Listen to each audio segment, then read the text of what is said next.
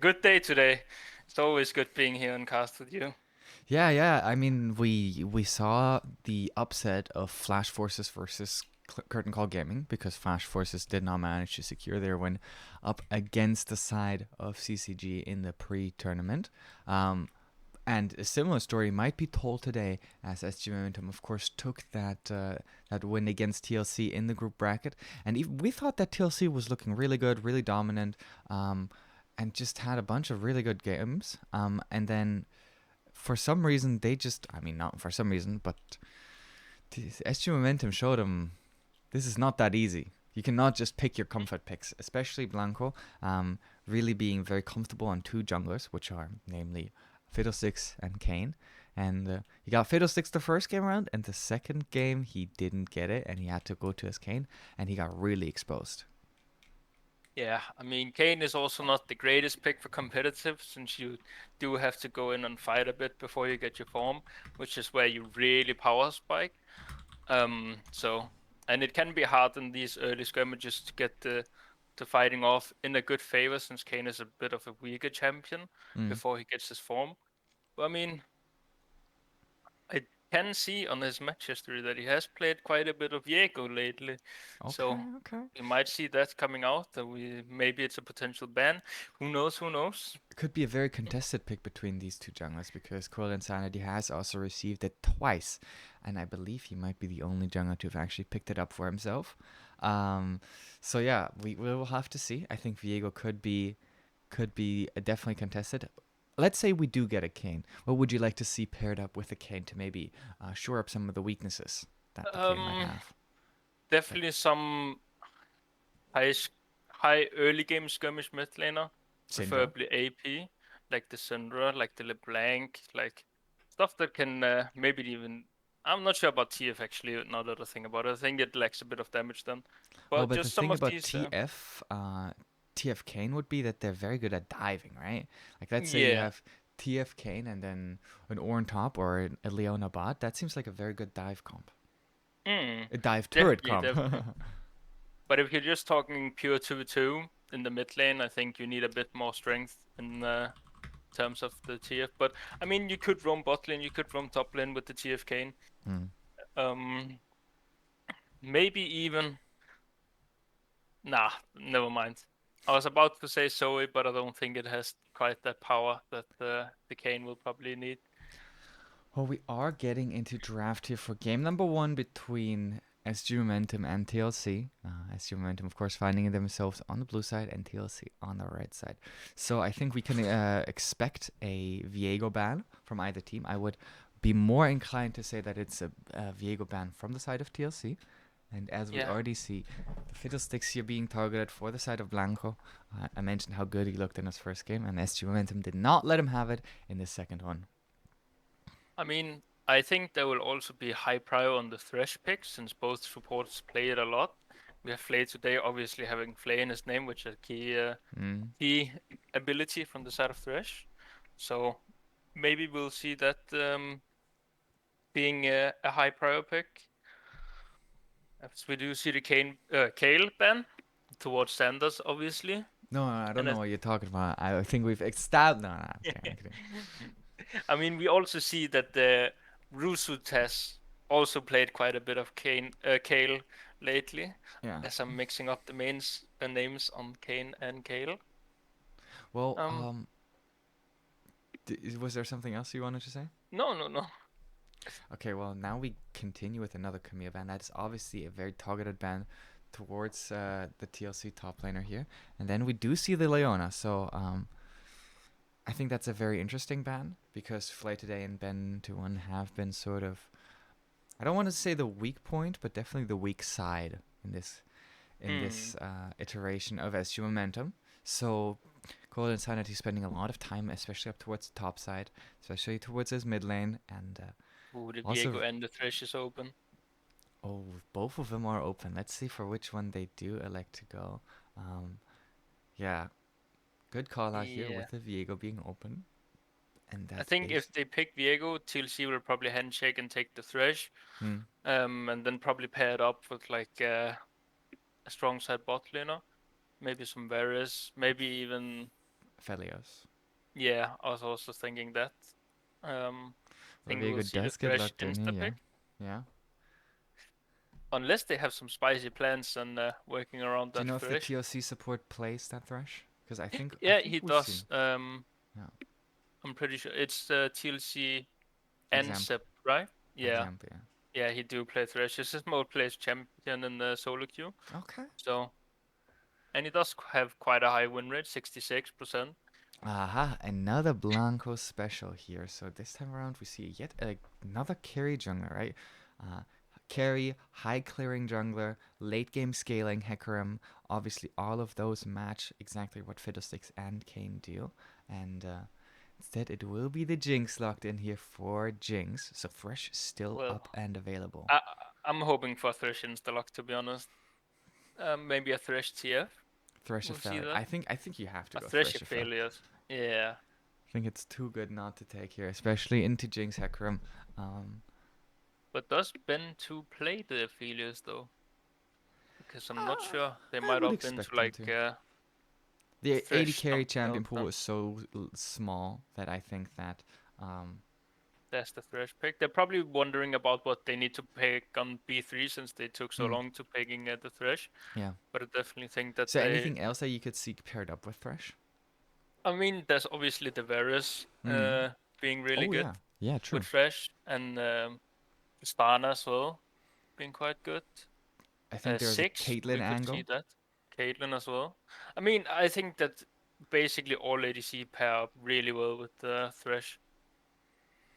Well, We it do see is the going Saya to be pick. the Xayah here, which is, if I'm not mistaken, then Knife played the Xayah into, or was it Fly Today that played it? Well, in the opening match, no, what do I always keep forgetting what we called it. It was the practice stream, the test stream, where we had some random players just come in, play a couple game, or play a game, and show off Hmm. what they can do. And we had that exact matchup with the Xayah into Jinx.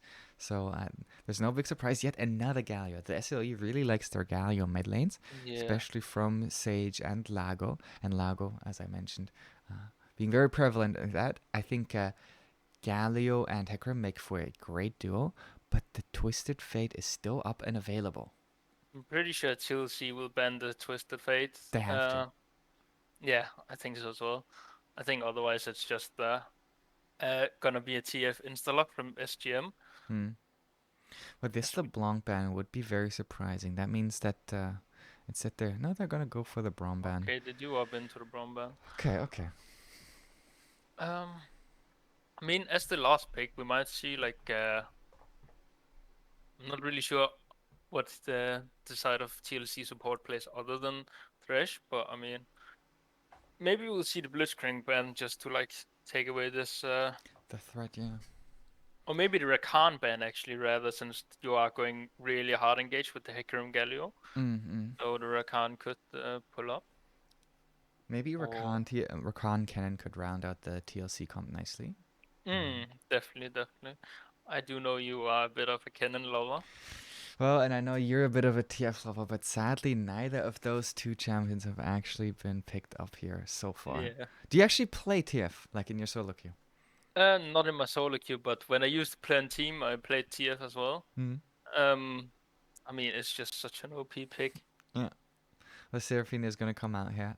Kind of leaves the Lulu open as the other Hmm. enchanter that we do see paired up here quite a lot. I think Morgana also could be paired up. Um, Morgana obviously being pretty good into Thresh. Blitzcrank, the hard counter, we mentioned that one as well. Um, and it will look like it is the Rakan. Yeah, good call out here. So the hard engage is going to continue. A lot of Yeah. setup between all of these champions. Kind of leaves the Jinx a little bit stranded in the backline. And I mean, oh, the Sarah Tower. we thought that's, or I don't know, did I talk about it with you that we think that Zeref is actually a really sleeper pick? Yeah, because of the current meta in the mid Yeah. lane, quite a lot of these picks are Do you think it's good being into countered. Galio? I'm not so sure that Let's he'll be. Oh, go! nice, Let's nice, nice. go! We do see the TF Let's go! finally. It's only been so long, like 4 days of Oh, casting without TF, and of 4 course days. the opening Yeah. tournament. Oh my God, And we're. now you're probably just looking for some disengage on the top side for the hard engage, probably like a Poppy, maybe a Cannon even, if they do play that. I don't think Um, Canon matches their composition too well here. You have to mm, blind pick a very safe top lane. I think sets. Tom Kench. I think Tom Kench is good. There are some yeah, things that can expose him. Like, of course, the Gangplank is so good into Tom Kench, as we know. Wait, I'm no. kidding. That's not quite how we saw the matchup go last time. Yeah, We did see the Tam Ken really stomp this Gangplank. yeah. Well, I I mean, we've seen Tom Kench with a lot of success here so far in SLE, and we're not happy to see the current state of Tom Kench, and instead it will be a different magic damage team fighting top laner.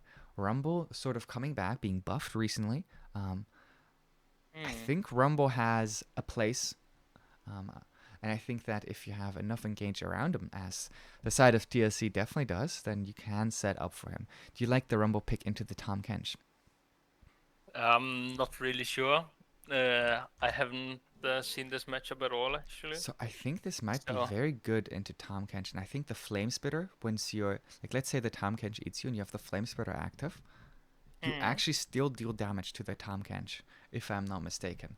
So obviously that's a yeah. quirky little fun mechanic. There's much more as to why I think the Rumble might not be so bad, or might even be pretty good into Tom Kench. Um, and I think that it could be, well, on the one hand, of course, because of the passive. I think the Scrap Shield is very good and also gives him the ability to uh, amplify his fancy feet. Right? We have Hmm, the movement speed is really really good into those tongue lashes, into those W's. So I think that there could be some outplay potential on the side of that. And then the ultimate, of course, raining down hell upon the enemy team is always a pleasure to watch. Now, we talked a little bit about how we think that TLC might be able to set up a very good turret dive composition. Do you think that they hmm. meet that mantra here? Mantra, is that Rumble ulti or what? No, mantra is like the idea. Do you think Oh, they meet the oh, idea oh. of a turret diving composition? I mean, the side of SGM do have a lot of disengage in terms of the Thresh and Saya, and Tam Kench can be able to eat like a carry, like the Viego or the TF, worst case. Mm-hmm. But I mean, I think it's TLC's comp is very dive heavy, and I think if they just rumble ulti behind everyone, and then you go in with the Hecarim, the Galio ulti as well, and the Rakan coming in, I think it will be actually really hard for SGM to disengage. They definitely need a lot of coordination to disengage all the engage that TLC has. Well, I think Um, if there is a bot lane pair that is insanely good at disengaging, it has to be Thresh Zaya, right? These two may not yeah, have the most inherent synergy, but they can stay so defensive. definitely, definitely. I mean, you just have the Saya ulti whenever the Hecarim ulti's in, and then the Thresh box comes down for the Rakan, the Sloan Rakan, and then he's kind of countered out since you have to walk through two of the Mm. boxes to reach them. Um, but I mean, we'll have to see in the game. But the side of SGM also have a really high pick potential with the TF gold cards and the Thresh and the Tam Kench follow up, and then if Viego gets one not execute Reset. reset Yeah. on his passive, then I think it can be very bloody. I mean, all around, two really good comps. You have a disengage come from SGM and a hard engage come from TLC. We A talked disengage slash pick comp. talked Go about ahead. the TLC support Examp, but it does look like Devout will be playing today. I think he's been playing in the other games as well. So Hmm. um, obviously a different player coming in Devout, and we will have to wait and see if he can perform against SG Momentum. So we talked a little bit about the pick tools on both of these teams. I think that the pick tools, especially from the side of Momentum, are very strong, as you said. TF Hmm. obviously being an insane facilitator, and Thresh being probably one of the best follow-ups when it comes to pick comp, alongside maybe Morgana. And the range that the Tomkench offers when someone in his proximity finds that pick is also absolutely insane. Hmm. Yeah. I mean, I really hope to see a lot of fights in terms of towards the objectives. Mm-hmm. And I hope to see great coordination from both teams with the hard engaged coordinated and the disengaged coordinated. And maybe the picks coordinated, like calling out these goal cards whenever they're gonna hit, and maybe even pinging so that his team will know exactly where he is if it's like off vision. I mean, this is gonna be a real good game just based on the draft, I think. Well, we set both of the like general win conditions up. Let's talk a little bit about the mid jungle 2v2 here coming out for both teams, and where do you think the priority lies, and who can take up the mantle of the early game? I mean, I think it's very. I think whoever coordinates is better with the support. I think will win out. Hmm. Um, so I'm really looking forward to seeing the support rooms, and then I think that you just leave the Jinx and Saya alone in the bot lane to CS, and then you play around this mid lane. I mean, both teams get really like if one gets locked down, he's probably dead. The So follow up that's is gonna be insane from both teams, as yeah. you're saying here. Um, and I really agree. I think that Flay today especially has demonstrated uh, the roaming style of support a couple of times already. But Mm, that has also left Bento 1 sort of stranded on an island so far. And I know that Knight really doesn't really expect his team to play insanely for him. So I think that the Zaya pick is something that is very safe, very self-sufficient, can mm, farm from long range, and can just absorb pressure. yeah. I mean, I think that mainly Bento will just sit in the bot lane. Play today will go mid lane. Play through this mid lane, the Hmm. TF pick, and then once you get that level 6 in the TF, you can start looking to 4-man bot lane with your Viego as well, and even go top lane as well. The Rumble is very squishy. Actually, it's not really that squishy, but because of the shield and just general Rumble. I mean, I think they can do a lot with this TF pick, and also just the pressure of having the TF ulti up is just massive. Yeah, but so is the Because pressure of having the Galio, right? Like exactly, usually you want a TF ult to follow a Galio, but you can of course also Galio ult to follow a TF, and that will mean that the little bit of magic damage here coming out from basically only Xandarts will be negated by the Galio. Makes the mm. Galio feel a little bit bad because there is no other sources of magic damage, so that does sort of hamper some of the things that he's trying to achieve in his passive. Do you think that makes a difference at all? I don't think so. Um, I was thinking about maybe that the side of SGM is lacking a bit of AP damage in terms of that you only have a TF, and until 4 items, he's not gonna have like unless he gets ahead early game, of course. Then he's not really gonna have that high AP uh mage damage that we usually see in the mid lane. So maybe we'll see a lot of armor stack from the side of TLC on the Rakan, the Galio, and the Hecarim.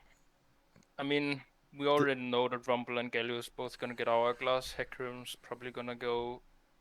Mm, nah, he'll probably go Mercs into that team. They have so much DC actually, but well, but the sources of armor are not like massive. They're not really that stacking, and I think Galio can look to at least build his Zhonya's. Rumble can look to at least build his Zhonya's. But other than that, there might not be many opportunities for them to find other armor items. Maybe plated steel caps, but the Viegos and Zayas of this world, I don't think they're too bothered by these two items too much. And then Rakan, also not a hugely armor stacking champion, will remain pretty squishy throughout the game. Obviously, has a lot of peel for himself with just the raw amounts of CC he provides. And Hecarim also just going for more of bruiser builds usually, not really going full tank. yeah, So the amount of armor stacking is not massive. Now, if we do find ourselves in a Mountain Soul situation, then we could really start talking about the ways that TLC can exploit that. I think mainly that both teams need to hope that it's not the Mountain Dragon that comes up as the soul. Since then you will have a lot of Mountain Dragons on each side. Mm-hmm. And I think if one team gets ahead on the Mountain Dragons, then the other team is gonna have a really hard time actually winning the game. I think Mountain Dragon is so broken, and I honestly think it should be nerfed a bit as well. Well, that's a very interesting point that you're making because I think that nerfing dragons inherently is always an interesting discussion because there's nothing sort of stopping you in a way from taking the dragon, right? If you see a mountain Mm, dragon, you can set up around it, you can play for it. And I think that if the soul is bad, like let's say it's a cloud soul, then mm, you could just play for the other side of the map. And I think that's sort of what the game philosophy is behind it. It's like, oh my god, it's ocean, so we have to go for it. Like everyone just always perma stack on dragons. And mm. then I think that if it's cloud soul, you can just say like, okay, but who cares about cloud dragons? We can literally just perma force top lane and stuff like that. So it changes the dynamic of the game in ways that I think are very interesting and that I find enjoyable. Yeah, I mean, if it is a bad, like a bad dragon, like maybe like an early soul, not an early soul, a early ocean dragon, where it's not the soul dragon, then I think you can also just give that up because one ocean dragon is really bad. In general, ocean dragons just really True. bad unless it's the soul. True. Um, Which is I really think OP then. yeah, then it starts to be good. I think the ocean's dragon is the dragon where you just play for it if it's the soul. Hmm. The cloud you can give it up if it's the soul and play for it if it's not the soul. Hmm. The mountain you just play for it whenever, and Mm-hmm. the infernal dragon you just play Similar. for it whenever Yeah. as well. So I think that that dynamic sort of is very interesting. It like warps the general game state and leads to some interesting things here. As finally the draft has concluded and we are going to be loading slowly into the game here. Um, we can already start talking a little bit about some of the things that we do see coming out. Oh, Twisted Fate has the unsealed spellbook. Yeah, I like this one as well. Yeah. I think this is just the best tier of rune in terms of competitive. No flash But on Necrom. that is true. No flash on Tam Kench as well. Yeah. Interesting, And we do interesting. see the cleanse from the Jinx. I think that is correct as well. You are playing into a TF and a Thresh. You don't want to have no cleanse. I think what is mostly interesting is the Dark Harvest coming out from the Rumble. I'm not sure how I really feel about that. I feel like maybe Conqueror is better from competitive scene. Well, they are, other than maybe the Tom Kench, they are rather fragile. So you can maybe Hmm. look to get some stacks and get some big team fight ultimates if that's what you're looking for, of course. And Yeah. I mean, I like the idea of the Conqueror as well, especially because it helps you so much into tank matchups. But I don't think that the Dark Harvest is without merit here. We do see a bit of Oh. a 5-man stack up towards the top side from both teams already. The Rakan will be spotted out as Flay today walks up into the Pixel Brush here. Flash forward, hits onto Jinx, and a nice cleanse. Almost Captain Jack-esque. Yeah, I mean we burned the flash from Thresh, but we also burned the cleanse and Jinx, so they might look to pull up on the bot side and say you have no cleanse. So if anything lands, then you're just dead. I like the aggression coming out from the side of SGM Momentum, but I think overall, because of the great cleanse timing coming out from Jinx here, um, it is overall favorable for the side of TLC. I think they will take that Yeah, trade. yeah. I think we should have went from for the Rakan instead of the Jinx, just because of the cleanse. Although Rakan does have the added mobility, of course, that can sometimes lead to some extended issues. And it's just good to Hmm. see that Jinx is already on top of his game. Just 1 minute into the game with a beautiful insta cleanse. Yeah. Of course, we have Minion Dematerializer also for the side of the Twisted Fate. I think if you do have the option to go it, well, you're just trying to clear ways when you'd usually struggle around it. I think it's a beautiful, beautiful choice. Hopefully he will only use it on caster minions, so he will one-shot them at level 8 or 9-ish. I think that's LeBlanc that you do that for. I think on TF you also take one melee minion at least. You might be correct on that. Um, Well, the hook this time around goes wide, so Devout takes the opportunity to actually use the Battle Dance to trade a bit of damage here onto his lover in the Zaya. And this is really the downside of starting Q on Thresh level 1. Since if you miss that hook, you're just gonna be useless. Ooh, Rose's already looking to go in up towards the top side, and Flay today hits level 2 here. But that is met with level 2, and still the Battle Dance does connect here. Nice trade, but the hook is beautiful on the side of Devout, and that means that he will get ignited. One more auto finishes off the kill. Flay today and Ben2-1 no longer the weak side here, as they finally find themselves their first early game 2v2 kill. Yeah, I mean, amazing hook from Play today. Devout definitely should have flashed that hook instead of getting hit by it. Well, hindsight is 2020. Now Jinx is under a lot of pressure here. Cannot quite step up to the wave because Flay today has managed to secure himself the brush control. Devout is on his way back down towards the bot lane, but the summoners down on that Rakan can certainly be impactful, especially if these trades continue. Now Rakan is back here. Flay today does sidestep both of the skill shots so far, but the hook does go wide this time around. Flay also connecting onto Devout, procs the Aftershock to at least survive a little bit. Ben2-1 is actually dealing a lot of damage on the side of Devout here, as Flay today is momentarily getting the hook back up. Jinx now also having to utilize the flash. Flay today with a Flay backwards means that he secures himself the second kill. But here is Blanco. Nowhere, Cold Insanity is nowhere close. Hook connects early on as the TP will be utilized here from the side of Xandarts. The root does come out onto Blanco, and so the TP follow from Galio is just a little bit too late to save his jungler here. Flash from Ben2-1, but the two-man taunt still connects, and the third TP here coming out this time around, it's the side of Ruzo. The red buff on Jinx is enough with the minion auto attacks to finish off that kill. And here is the fourth TP, everyone going crazy down towards that bot side. And now Coil Insanity here is finally there as the final member of the side of SG Momentum, but Devout is trying to protect his Galio and does do so successfully for now. Terminator is here to at least answer some of the damage, but loses his flash for trying to protect whatever was going on up there. But the collapse from them means that the stalling has been successful so far. Ruzu gets cancelled here. Code Insanity without the flash. Nice little hook here onto Devout, as this is just continually going on and on. These two teams are giving each other no. I mean, this is a 5-man bot lane right now. And it's still continuing. This is just crazy stuff at the moment. The Scuttlecrab does go over to the side of the Hecarim. Actually, I tell a lie. It goes over to Cold Insanity, I believe. Yeah, he did get the smite off since Blanco didn't have it available. I think maybe Blanco smited for the shield destruction, but I could be wrong there. We do see a massive top wave being lost from the side of SGM. Oh, Ruzu is slowly making his way up there, yeah. Oh my god, there's a 3-level difference between the support and the AD carry on the side of TLC, and the damage coming out from Ben2-1 is ridiculous! Finding himself a double kill here down towards the bot side, now sitting at 4-0, and I mean, he's getting out of control. Yeah, he definitely is. I mean, this is...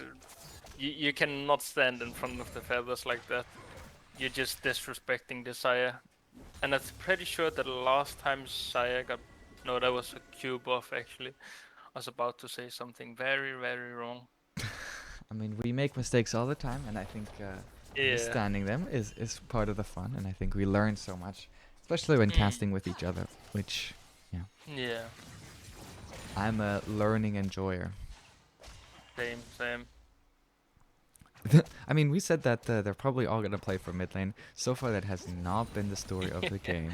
I mean, 4 TPs down towards the bot side. In like a 1.5 minute long exchange. Now both of these mid laners are approaching their level 6 marks, and Xandart's collecting his first. Already pathing out of the lane to maybe threaten something. Maybe just get the brain juices of TLC flowing. Get them talking. Where's the TF going? What is he trying to do? What are our wave states? Where can he actually exploit us? Lago is still quite a bit away here from the level 6, so even though he collects a full wave, Xandarts is still already that level ahead.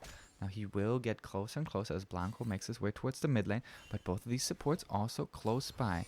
Means Flay today will start clearing this ward and spots out Blanco. Now the bot lane of TLC is both roaming upwards, as Flaytoday has the perfect timing on escaping out of that bush.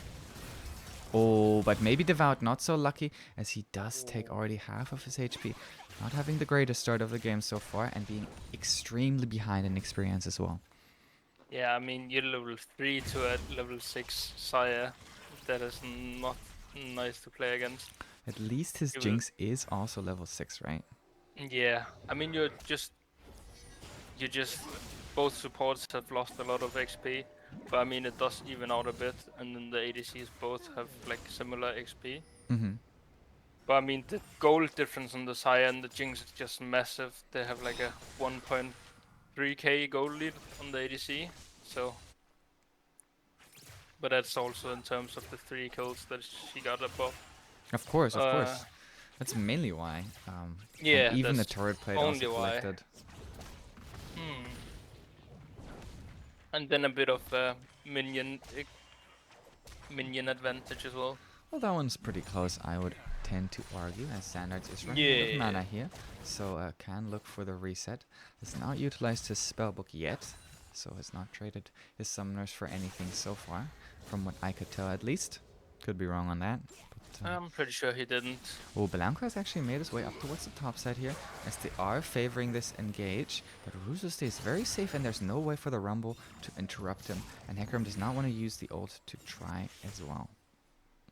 I mean, we could see the dragon being started up here, bot lane pushing in the wave, and then TF moving down. We Yeah, do well, see the Core Hecarim Insanity going in. is already on that dragon, as we were saying here.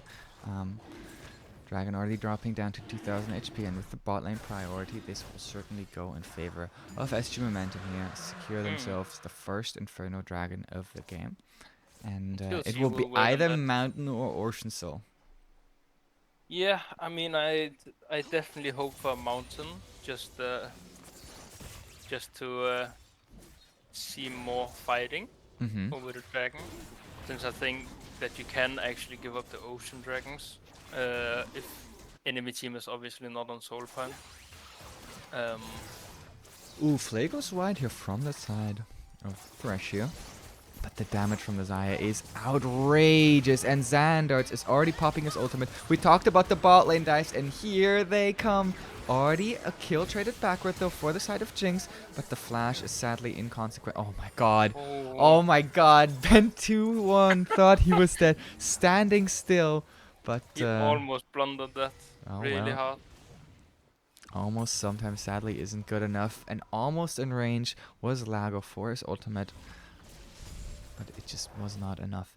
I think we early on we saw why the Tahm Kench has actually elected to go for this ignite instead of the flash, because there's no way for the Rumble to interrupt him, and the Hecarim would have to invest his ultimate to actually do so as well. Yeah. Oh my god, Flaytoday flashes in front of the E here from Galio as he tries to flash out, but the box still connects. Now they do trade flashes in the mid lane here, and Blanco is here to try to answer the play. Code Insanity nowhere here. Flaytoday lands the hook onto Devout, who's trying to find something. Goes in, Qs, but does not have Ignite, so can't quite find the kill. I mean, I think this is really fine trading flashes. This allows that Gallery can't like do a flash taunt or something, a flash E as well.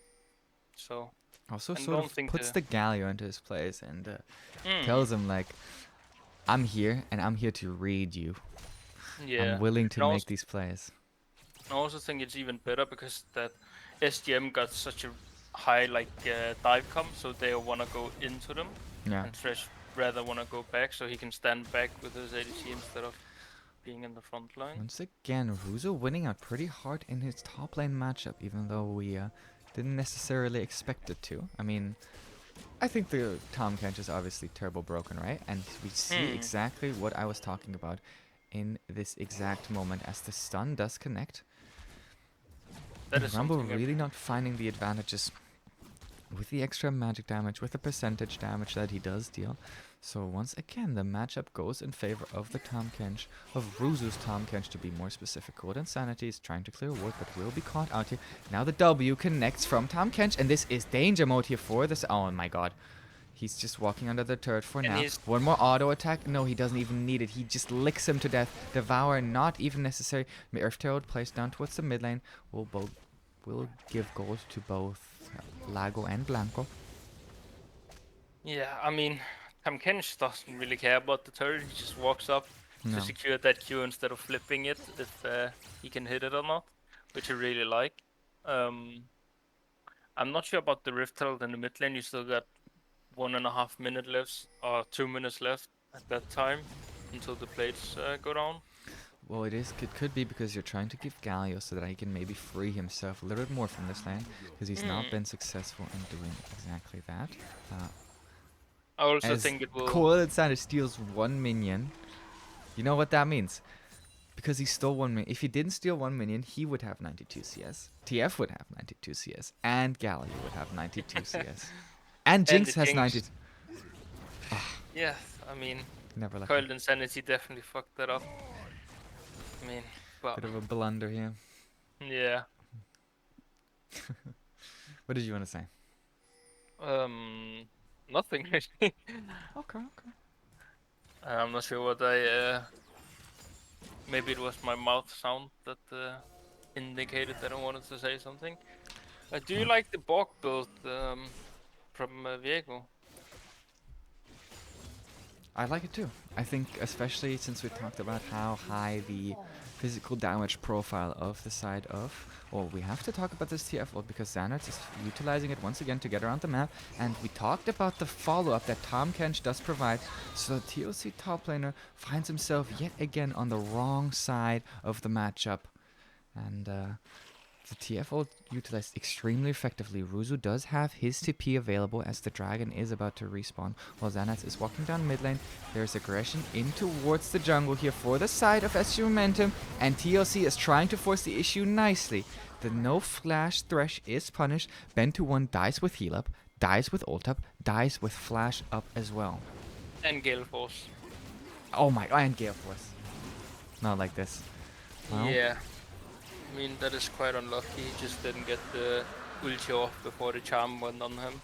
and it And then gets he even... got feared into the Galio ulti as well. Gets even unluckier because Ruzu did invest his teleport.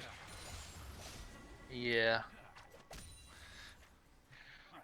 It is looking... it looked very promising from the side of SGM, but TLC is showing that they don't just want to lay down and lose. They want to take the fight up. Something I don't like is the Night Harvester from Galio.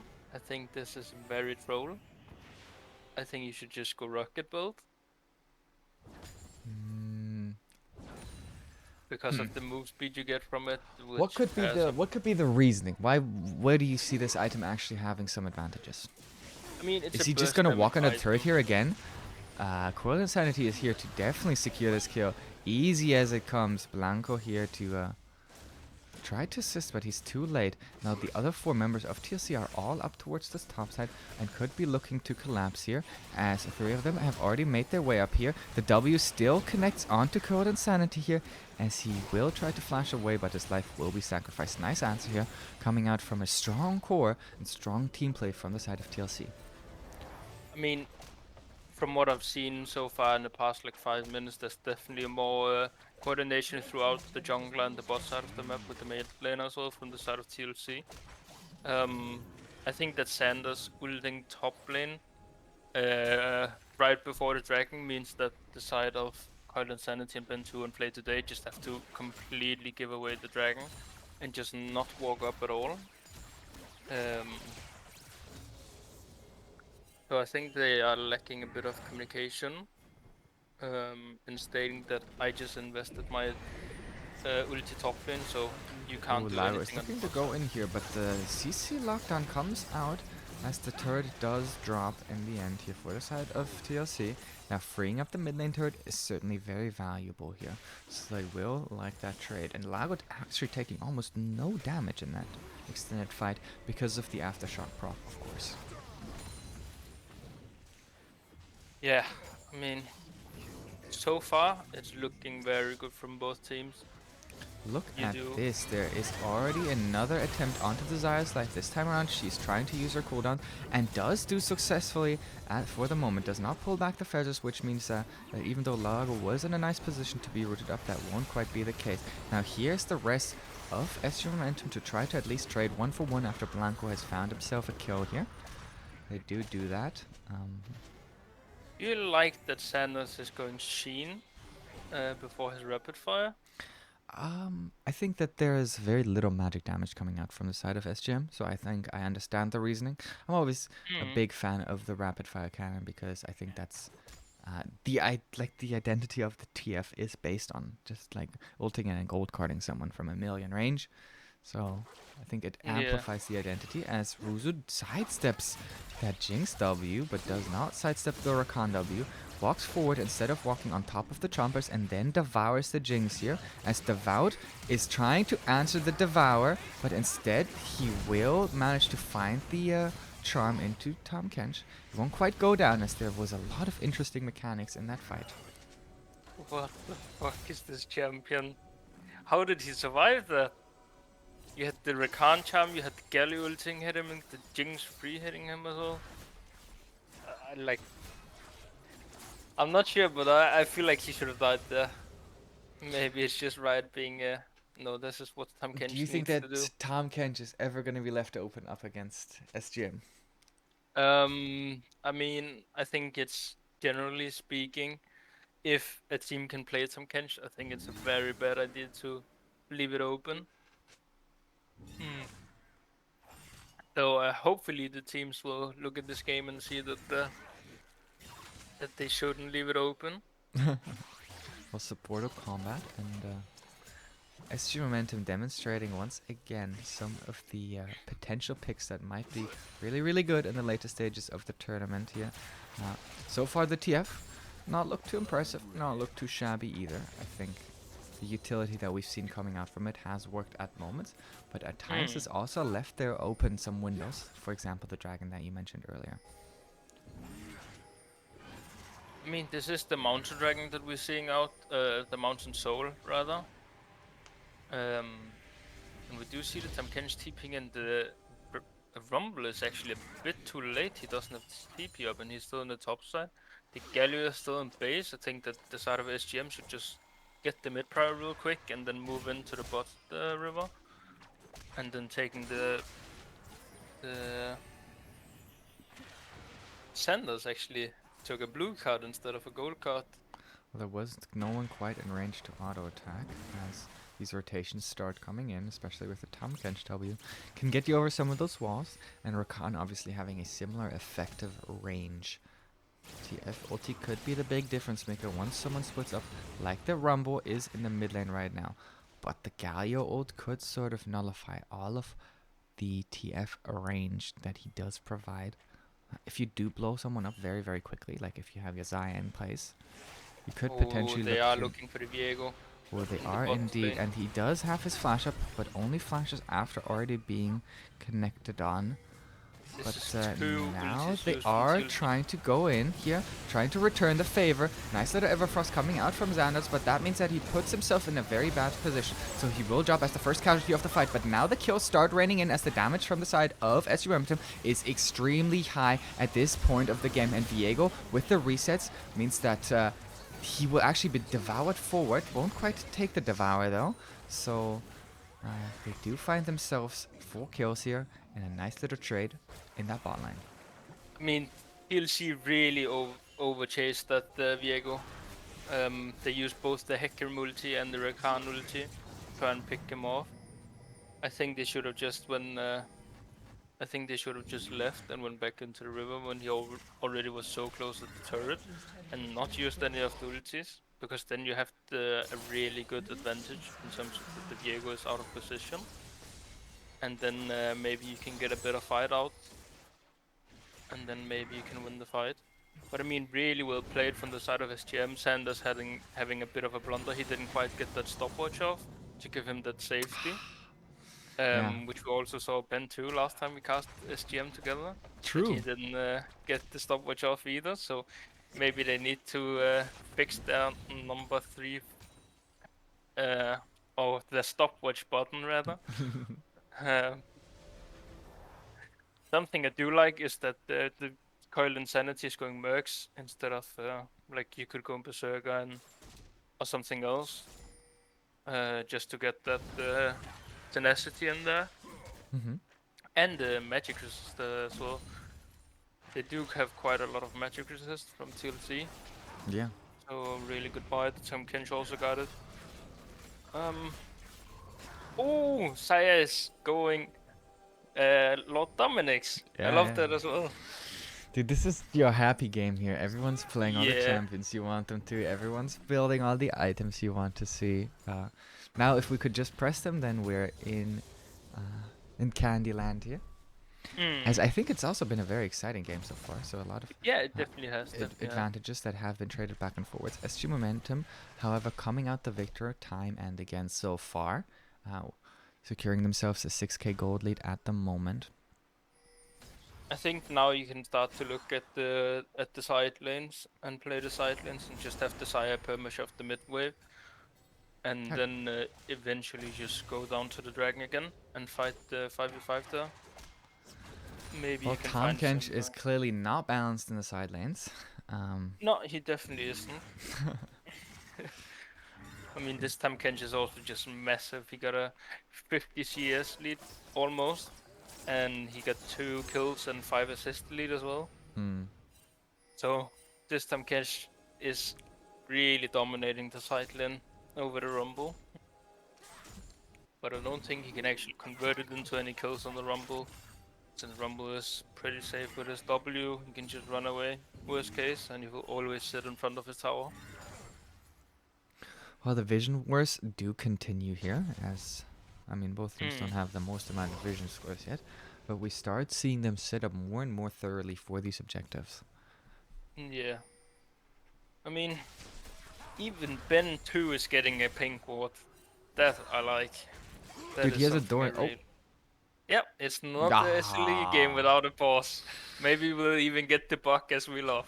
yeah, but of course. Every time we pause. Yeah. Um, yeah, I mean, I think there are points, especially when you have 2 items completed like Jinx here. I think it gets almost criminal that you don't build, that you don't sell the Doran's Blade, and that you don't build control wards, because like you don't gain much from the 80 health, and the Hmm. safety that 2 control wards give you in situations like that is just so massive. Yeah. Something I really don't like is the Galio build. I think this is really awful. Yeah, the healing reduction basically only against Viego, which, fair enough. But is he really the one to provide the anti-healing?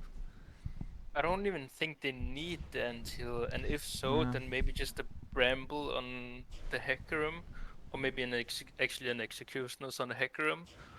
I don't think it should be Galio, and I don't think he should have Night Harvester either. I think he should have Rocket Build, and then he should rush into Hourglass, and But then he is securing himself the hourglass here, or at least it does seem that way. That is already hmm, more armor secured than the Tom Kench has for himself, as I believe we will be jumping into the game here just momentarily. Um, but yeah, I think Devout sort of being the recipient of a lot of the punishment together with his top laner here so far. Do you think that these two can continue, like, can actually find advantages in the later stages of the game? both teams. I mean, Rumble and Rakan. I mean, I think Rakan definitely can. You have the ulti in the W. Uh, and later on also the flash available to make some picks. And Here is Flight today to follow up on the gold cut, and Everfrost will secure the kill here on Mago, as it will be a trade back here because Blanco is just about in time, and Cold Insanity does not manage to get out. Here we have the wonderful bug again. This time I'm just going to wait it out. it picks itself. Yep. That's lovely. And they will secure themselves the tier 1 turret in the top lane, I think. Well, you Oh, do it, say that, but there's 3 members for the side of TLC, but the damage from Bento1 has to be respected, and I can tell you right now, TLC did not respect it. Bento1 even flashing forwards. Xander's almost having his flashback up, but not quite necessary. Gets healed forward here. this could be a Baron. They are running towards the Baron pit. Yeah, they have 4 Wild players Insanity is available. also up as well in Yeah. about 2 seconds. So he will also be able to come up there and finally secure the Baron. Yeah, and Flay today can also lantern him in, but the damage from Bento1 is even on the Baron is so high that my I man mean, Code you all. Insanity is nowhere even close. Could have I been mean, now I funny. would just Go on. go ahead. Go ahead. I would have said it could have been funny if we see that Xander's actually takes the smite here with the spellbook, Hmm. as his TP came up, so he must have had a different summoner. Maybe he did have smite. Can briefly check. I think Bento 1 is making a bit of a blunderer right now by not insta recalling for the dragon in 30 seconds, which is a mountain, which is a Oh, really high prio. yeah, you are. Uh, Maybe he thought, oh, I only need like 200-300 gold until like I have a finished IE. He, So he he is does sitting have at 3k 2k gold gold, or 2k. 2k. Yeah. Oh, I thought it was 3k. Then I really don't see the point of him being up there. I And I think really don't see the point of having a Doran's Blade. no, I think you should just sell it for stopwatch at this Or point. control wards. Or control Oh, wards, I but I mean think stopwatch, but definitely. yeah, I think that will give you more safety. I think Yeah. the Viego Yeah. should have control wards on him, unless he used all his gold on the pickaxe. Then maybe he should have had a stopwatch and control wards instead of the pickaxe, probably. And Well, the I Dragon think already started up in a very aggressive fashion because they think that TLC is simply not in position, and quite correct they are, as the Mountain Soul point is now secured for themselves. I mean, honestly, like you have a 2 mountain lead, you have a 10k gold lead. This is looking really doomed from the side of TLC. I'm honestly not sure how they're gonna get back into the game. It's probably gonna be some Jinx carry, but she's not opting into the Lord Dominix, so I don't think she will have quite enough damage to do so. If she went into the Lord Dominix, then I can see it happening, but without that, then I think it's just really doomed. Or maybe they can stall out the game until those item specs have been hit. But Xandarts is looking for a very aggressive Twisted Fate. Or flashes over the Battle Dance here from the crowd. Then utilizes the stopwatch. So Devout will go down as the first casualty of the fight. But Xandarts will fall as well. Jinx still alive, still free hitting. I mean, free hitting, I say that after a beautiful positioning movement and defensive play have come out from the side of TLC so far. And they do punish the SG Momentum on this approach. But now they're walking into Bento 1, and that is the meat grinder. They continue just walking forward into all of the Zaya feathers and just I get mean, mowed down. That was a beautiful start to the play, and then they just... Oh no. Oh no. Not like this. you hate to see it. I think the game is over now. I think they can push bot lane and end the game with the Baron buff as well. Well, They they are are looking looking to at the secure in-hit. both in-hits instead. Rakan is up and available, and Blanco will be up I in think they just can still 10 end the game. seconds. The turret is being attacked here by the side of Bento 1, who does have the Essence Reaver, but doesn't actually use it to proc the Sheen effects, as Flay today is just peeling. But here comes the rest of TLC back into the mix. Terrible Rumble Equalizer, as Blanco is moving forward, Yeah. does have the Unstoppable Onslaught, and will set up for the shutdown here onto the Zaya. think Now you can Ruza just is ult. trying to get away.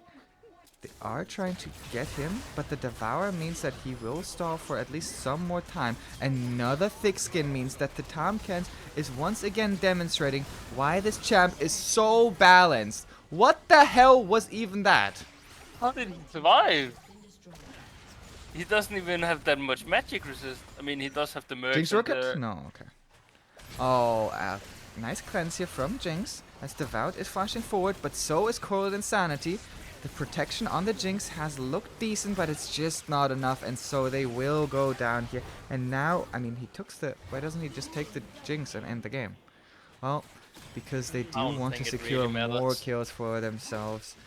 SG Momentum with with yet another Tom Kench Viego game and He will bringing out the actually Twisted not Fate as well. end the game before the Sanders goes down. I mean, really lovely game.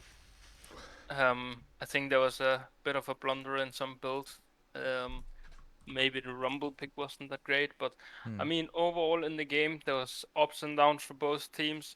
You had the SG momentum really showing dominance really early into the game in the bot lane play, where Ben2 just got the or the 4 kills, and then you had TLC at the Cloud Dragon really taking over the game again by killing Ben2 and Yeah. Flay today and securing them the dragon. But then on the third dragon at the mountain, I think TLC really blundered there, and I think that was the big decider of the game. I mean, yeah, the damage is coming out from Ben to 25k, and a The second, next closest is at 15k. Sorry, we can't show yeah, you guys the graphic yet. We are working on getting that up for the future, but that is obviously something that requires some setup. Um, yeah, I mean, we are gonna prepare for the second game here. I think yeah, we saw some interesting things coming up from both teams. Definitely not too one-sided or not unwinnable for the side of TLC. I think that they had definitely some not. great ideas. Um, but the problem is, what do you do against the Tom Kench? I think that is, You ban it out. yeah. What ban would you Uh, drop? The Leona ban? um, Because I I think think Flay I'd today looks so good on basically every other champion as well. I think I'd ban it in second phase and not first phase, and then not ban the Graves. I think you just early pick it on the side of SG Momentum though, because I don't know what answers the Tom Kench, and I can't think of things. I mean, there's the stuff like Heimerdinger, Lilia, stuff that just could push on you, and Yeah. Lilia that can just run around happy feed you. Mm-hmm. You have the Shen, which is not really a counter, it's more of a you handshake the Neutral. lane, you don't really Yeah. kill each other, you Yeah. just like have more pressure on the map with your ulti. The Darius, I think, could maybe work, and I think maybe Camille could be an answer as well, since you just outscale and you win the late game. I think on the side lane, Mm-hmm. Cyan Oh could yeah. maybe be. I think Cyan maybe you just as well as the Shen you just handshake the laning phase I and don't know then you about the go into. Scion, because I think the Scion is too vulnerable against the. I mean, it probably is. One thing that is a bit uncommon to pick at the moment that I maybe could see happening is the Ilaoi. Because Tamkench want to be in your face. Ilaoi wants people to be in her face. Okay. So maybe that's one. But Okay. Yeah, I do really like the idea of the Alawi. I think that that is creative. but then again, Ilaoi is just such a shit champion that it won't get picked up. So yeah. Yeah. I But I mean, think maybe for lane you I can don't know. do something with Ilaoi. I don't think Alawi is that bad, to be honest. I think that the problem with Alawi is that you need such a long time to set that champion up in terms of just like if you want to be anywhere on the map, you like Hmm. you have to be there for such an extended period of time, which means that an Alawi can never quite find just a quick TP. And I think that makes it so True. hard for an Alawi to be piloted effectively. Yeah. Um, I actually haven't seen a single Ilaoi in whole of season 11 in competitive, in my games. No, in my oh, games, the mouth. in solo queue and normal games and everything. Mm-hmm. I think maybe the champion is just dead. I don't know. I haven't seen much of it at all. I haven't seen any of it at all. Um, but I mean, that could be a potential pick into some Kench. Either you ban it out or you find something hidden OP that no one knows about. Okay, okay. Well, I think we have the first ever MVP poll. Not a lot of votes coming in so far yet. So next time I should probably announce it. Sorry about that, guys. But it is uh, Ruzu winning out in top lane. Do you think that he's deserving of the MVP? I think Russo definitely did a really good job. Mm-hmm. I don't think that he is actually the MVP because On the bot lane play where Ben 2 he got the 4 kills. Yeah. Russo actually wasn't really in the fight where everyone died. He was more of a the second fight of the fight. Um, but I mean, yeah, he did do an amazing performance. Dude, he Not looked that I good on just the have Tom Kench, to. for sure, for sure. Yeah, yeah, yeah. Of course, he definitely did. Um, but mm, I think it's hard to give out an MVP in this game because I think it's mostly just about that they were the better team in the game. Hmm. Um, I don't think there was one person that really shined out.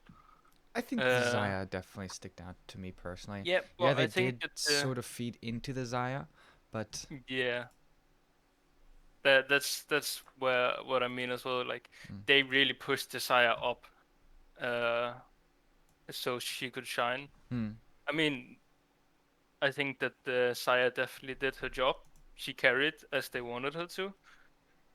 So I guess you could say that yes, she played the best, in that way. That she did her job perfectly. Um, but I think my MVP would be probably the Saya if I had to choose one, but I okay, don't really okay. want to since I think it was Yeah, mainly just the full-on coordination from the team that and is why we everyone have the really stream chat doing that now. true. That is true. All right, draft is just a couple minutes away here, guys. Thank you for your patience so far. Yeah, we do see TLC opting into the blue side since Hmm. they do get the loser pick or the the side pick because they lost the match. Yeah.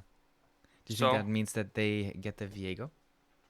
I mean, either it will be banned or they will get it, I think, or maybe they will do like a handshake again, where they just one team says you get the Viego, the other one says you will take the Thresh.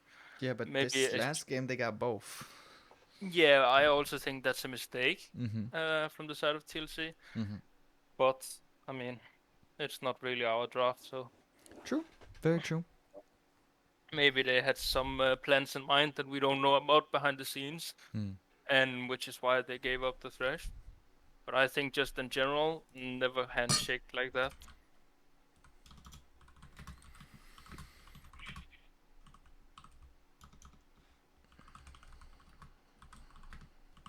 Oh,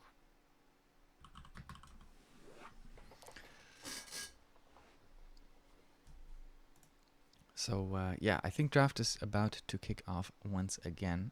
We have to talk about obviously the Viego being the elephant in the room that we mentioned. hmm, There are a couple of other picks, the Tom Kench. I think yeah, you mentioned the Camille, which is like the big one that I thought stood out as why I think this is really good into Tom Kench. Obviously, we'd like the idea of the Ilaoi. Don't know how realistic that one is, but yeah, the Camille standing out. Um, hmm, but the thing about that was last game, the side of SG Momentum actually banned it in first phase.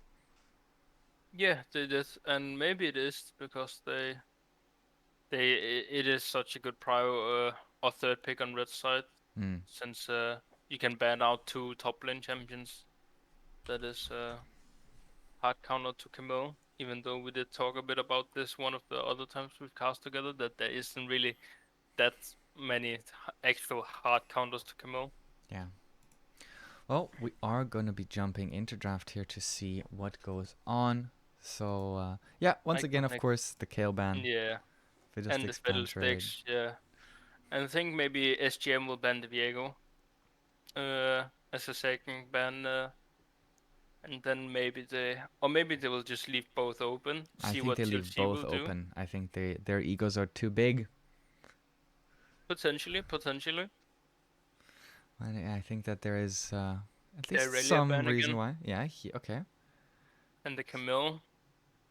So I think the Aurelia ban makes a lot of sense, but Leona still hasn't been banned. Last time around, it was the second ban from the side of TLC. Um, Who actually Viego's plays Aurelia from the side of Zandarts and Ah, Ruzo I as well. see. But I think Okay, Xandars is the big one here because he looked okay. absolutely outstanding, especially when they played against each other. Lago was on an Annie mid lane and just got destroyed. Yeah, that also seems like a very bad matchup, since you really can just abuse the wits and mercs into the early end Morgana game. ban here. All right. So maybe they'll up into the first pick Thresh. Uh, I think you don't really need to ban them again out if you are planning out the first picking Thresh. I think the SGM should leave out the Viego open Mm-hmm. and should also leave out the Leona since this Morgana ban is. Okay, so Well, I here guess now they is just the get Viego. Thresh Now they do insta-lock, get the Thresh. This and then does they'll make me probably curious. Did they maybe a go? Xin Shao. Why would they pick jungle in here? I think they can just R3 Xin Oh Zhao. yeah, that is true. Maybe they'll get a bot lane. It will most likely be a bot lane pick. They How? could six here actually.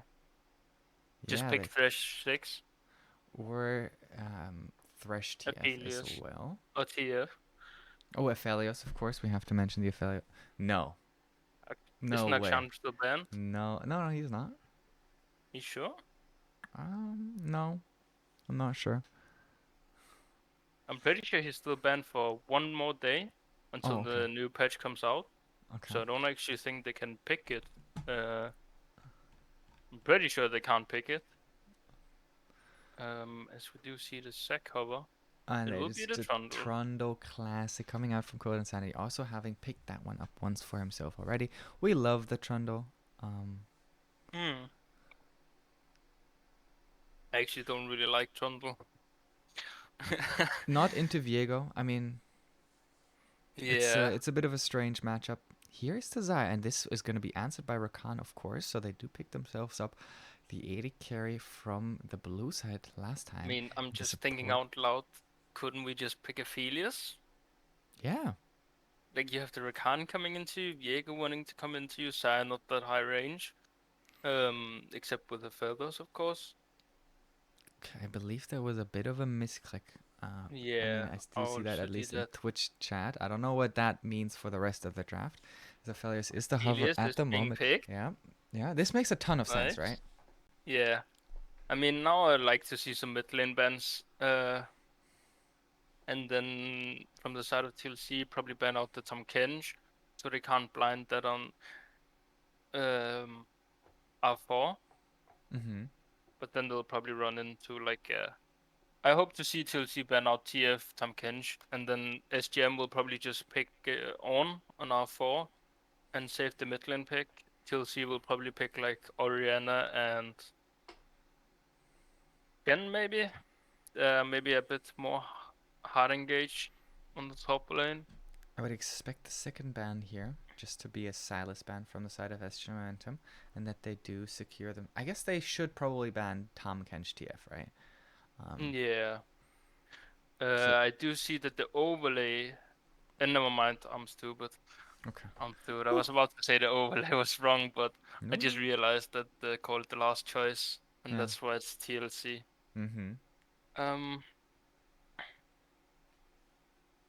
yeah, we do see some mages hover Ah, on the the. Rise is still open.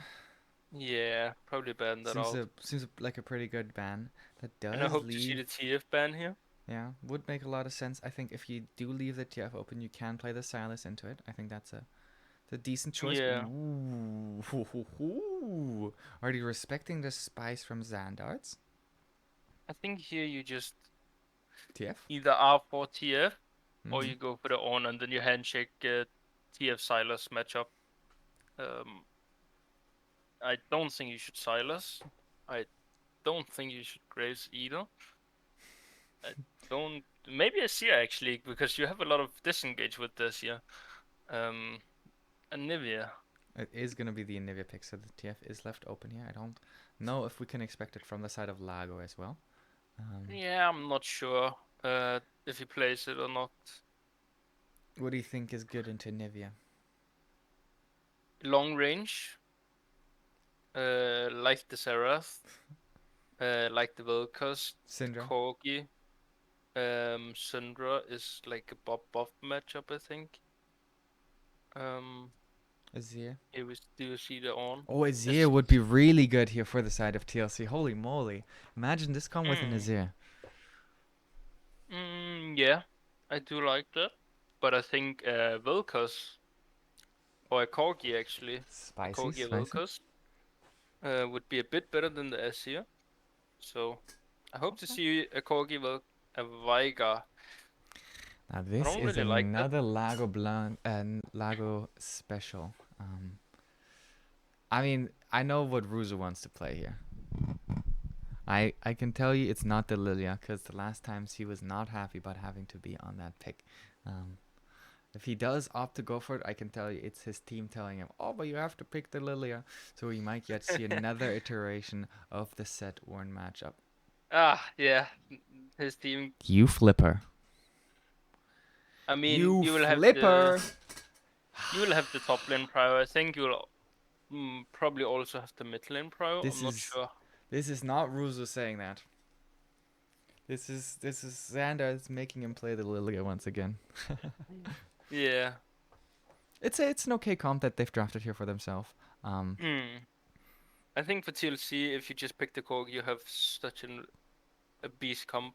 mhm. Um, but SG Momentum, I think they also fucked up a bit on the R4 and R5. Mm. I would have liked the maybe the on blind on R4, and then you just or the TF, and then TLC will, or maybe actually the on R4, then TLC will probably pick like I'm not sure what he placed on the top lane. Hmm. Well, we Probably do. like it. Go Oh, he on. do play Lilia. Yeah. Yeah. He plays. Oh. He plays Lilia. Oh, This is okay. like his. This is his special pick. He's picked it into Ornn, into and into Shen, and he's looked very good in the laning phases so far. Um. Hmm. Well, then I So don't think you play on since he plays the Lilia. yeah. Um. So I think that I mean I was talking about the Lilia even before they locked it in, but I was just like, no, he Hmm. doesn't want to play this. This doesn't seem like Ruzo would willingly put himself in this matchup once again. Um, it's just a bit hard to see like coherent win conditions coming out from the side of either team because like the TLC comp makes so much sense, works together so beautifully, and then they have a Vigar, and it's like, well, the Vigar definitely does set up Viego. I think in a way there could be some synergy between the Yeah. two because if the Viego just hits someone once, the Vigar just blows them up, then you do get Hmm. a quick reset. So that could be something. But other And the than other that, way around as well. Actually, I would have loved the TF pick from TLC on the yeah, R5 yeah. B5 because they already picked the Nivea and it's not going to be a Nivea top lane, so you can't. I guess you could pick the Silas in the top lane, I think with but the Anivia changes at the start of the season, I think that Anivia actually has a very good matchup into Twisted Fate. Because I think that her Q is so fast that Twisted Fate can't really get away from it, and you outrange him so hard, and he has um, such little tools to actually get out of the slow field to get over the wall. So I don't know if TF would have been the answer. Also, very easy to interrupt TF ults because you basically have permanent lane priority, and TF can never free himself from that lane. yeah. So I mean, you could be right. You're probably right. Nothing about you it. just wanted to see TF. Yeah, I I mean, just you. love TF so much that I Uh-huh. want to see us, even in bad matchups. But I'm a little bit angry at Russo here that he went for the Lilia. Of course, it's good, but like, you could just, you could just, yeah, f- you could just pick Kennen for free scaling. yeah. And then you And have he's some given like engage they've as given well. you your pick. Why aren't they giving me my pick? I think that's unfair. I think you're getting favor because you're the more likable one. So Yeah. I mean, I am a pretty likable person as well. Not that hmm you aren't. I'm just better. Some yeah, can't. Some can. Some can't. I mean, yeah. I what can I mean, say? you win some, you lose some. I'm just happy to Yeah. have you on to carry my broadcast. It's good to have someone that actually the people like out there. Um, I don't carry your broadcast. I just compliment it a bit. You are the main carrier of this broadcast, definitely. you know what I just saw in Twitch chat? I think Well, Xander's bet all of his points on we, on the other team. So now he will throw the game so that he can get his points back. oh, I Lamau. mean, That's pretty funny. then it will still be a win for Sanders, even if they lose the Yeah. game, Yeah. because he will get his points back. I mean, he definitely, he most likely hopes for the win. As I do see Yeah. Sanders saying in Twitch that he will lose on purpose, Mm-hmm, or they mm-hmm, mm-hmm. will, rather. So, So let's talk a little bit more about the mid jungle 2v2. I think we always have to mention it, especially with the supports coming in here. It's same support matchup.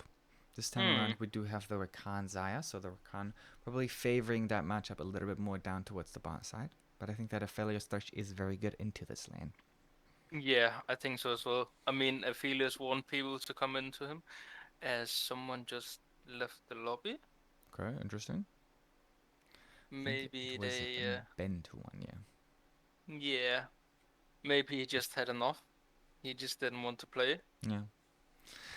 Maybe they're gonna quick FF to save Sanders points. Who knows? The I mean, points must be saved at some way, yeah. yeah, I think the mid 2v2, if Veigar can um use his stun on top of the Viego stun, then they probably. I mean, Is the Viego I'm not stun actually. long enough? Yeah, that's what I'm thinking as well. I don't think actually that the TLC wins the 2v2. Not enough thinking about it. I think Nvidia get too much value in And terms they that. set so up for each other so well. Yeah, I Apparently, we mean do they have. can create a full wall with the Trundle E Yeah, and the Nvidia W. yeah. Um, Working towards the later stages where you get these points in Nvidia W, then you can actually block out entire like entrances.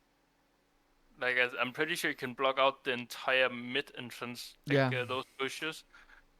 You can block out like the raptor entrance into the dragon, you into the can river. you can block out a full lane if you play with the turret. Yeah. Like you place the wall, you place the pillar between the smaller edge and then the wall Mm. in the longer side. And you can actually use this to your advantage. Like you can set up slow pushes and stuff like that. Yeah. You can quickly, when the minion wave comes, you can block off the wall. You can hold the wave in front of your turret, and then once your wave comes in, then you just last hit, and it will set up a double stack wave perfectly. Um, True. True. so maybe But we will but see can some you block coordination out like for that. long enough? I mean, obviously your wave will hit the wave before the next wave comes, but there's like a 20-second. I think it's like 20 seconds in between where the. I think you can set it up so that once the second wave will hit, it will be around the when the first wave also hits the second wave.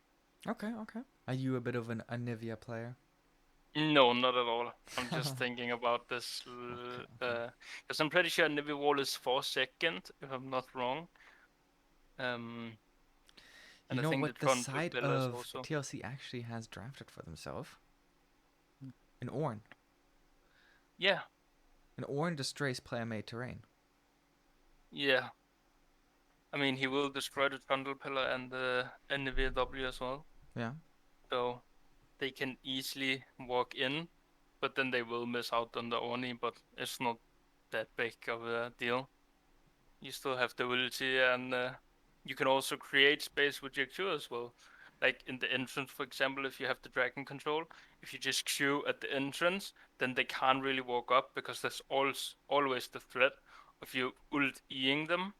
So you can ulti and then E on the pillar, or your Q, I and don't know if we then your see ulti many will be. dragon setups where there's really like a couple of people sitting in a pit. I think sometimes around Baron Pit we do see that, but I think it's also more unusual for the Ornn to just Hmm. like straight up walk up to an objective like that.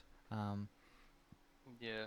I think you're correct in saying that, especially if I think about them being on the blue side, which means that for the Baron especially, we could see something along those lines. But then Hmm. on the other side, we also could see that they just wall them like the other side. SG Momentum has basically the same tool but better, and two different Hmm. champions. Yeah. And the Trundle E slow as well. If like you place the Nivea wall first and then they break it with the Oni, then you can pillar and it will slow so much, so they can't really walk through. I think Trundle and Nivea just set up so well for each other, not just in Hmm. Legends of Runeterra, but also in this game. Um, Yeah. and I think it provides a lot of space for the Aphelios, and that could actually mean that Hmm. he gets peeled in more of an unusual way because there has to be so much attention paid towards the general battlefield around what's going on. And I think that Lilia also has the ability to land huge ultimates, and if you have good target calling with Lilia and you can like snipe one target down after another, and that could certainly lead to some big old advantages. Yeah. I mean, I think the side of SG Momentum definitely have a lot of space. Um, that can be made for the affiliates Mm. with the Nivea ulti, the Nivea EW, the Thresh making space, and the Trundle making space. But I also think that once TLC engages, I think Lilia got amazing disengage in terms of that she can like do some crazy shenanigans with like flashing in, getting a 5-man sleep, or just a sleep on the backline so they can't really follow up on the engage.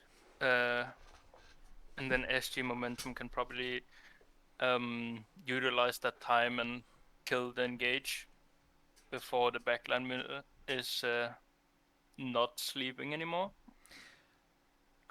I think that overall we see kind of the same themes. TLC drafting a very dive heavy comp and SGM drafting a very disengage and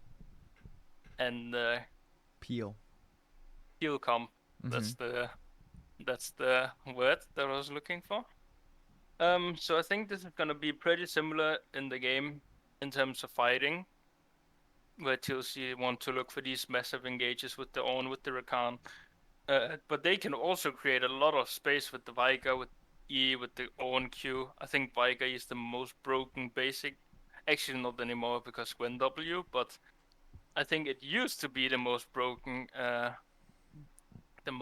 base ability in terms of competitive, because it just creates so much space and it's on such a low cooldown as well. Yeah. So I mean, it will be interesting to see if they can use all of these tools that they have to really.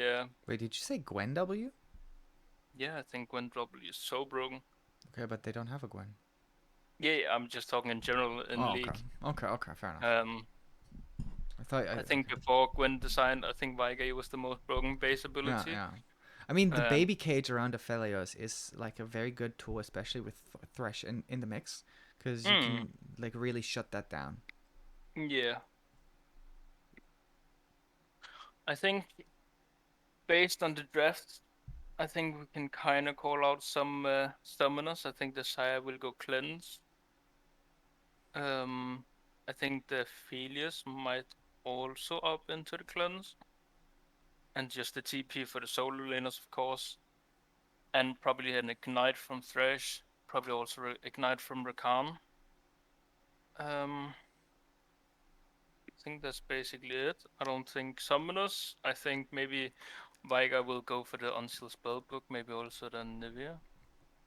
Um, Maybe they will just up into like default spells with the Electrocute, as we do see yourself in the loading screen, and we can see that they both just upped into the electrocute.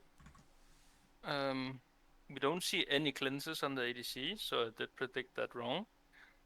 And we do see a spellbook from the on, which I think is really good, since you're Mm-hmm. not really gonna have grass procs at all. So you just get that spellbook to help in the fights and to help around the map. Well, we did see the Warren Lilia matchup the last time that these two teams faced off as well, and it did not go very in favor of the side of TLC here. So we are finally loaded into game number 2 between TLC and SG Momentum. Hmm. Yeah, I mean, summoners. I think that I'm not sure about the Conqueror Lilia. If you want that instead of the Phase Rush. I think it's very good into the Ornn Yeah, because of the extra damage that you get, and I think that Potentially the most surprising thing might be the electrocute, and even that one on Anivia is not that. So they are now looking to go for this 5-man stack here, as Flay today flashes forward, and that means that Blanco will get hooked. Flashes over the wall here so far, trading flash for flash this time around. Play today is just so aggressive with the level 1 flashes. Like we also saw the last game where he just flashes, no hesitation. Yeah, he faked the Vout out so nicely, actually. Yeah, I think that this will really set down the Viego. Mm-hmm. Since I'm pretty sure that Trundle wins the early stages, like the first few levels. So, and the Trundle E just going on top of the Viego, he can't really run away from it because of the massive slow. His E does counter out a bit of it by the move speed he gains, but I'm not sure if it will be enough or the Trundle will actually just be able to pound him down. I mean, Diego pathing, I think Diego is doing a bit of a blunderer, pathing up towards the top side.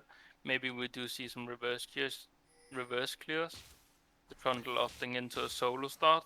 They didn't actually do a correct fake leash, and I'm not sure if they actually wanted to do fake leash bot. No, I think they're just like saying that they're just completely hiding the leash. Yeah, I think so. Probably is, yeah.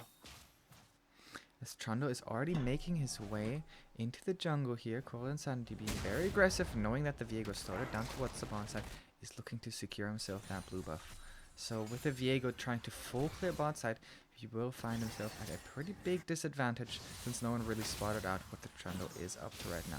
Nice little trade here, and the electrocute proc from Xandat's already.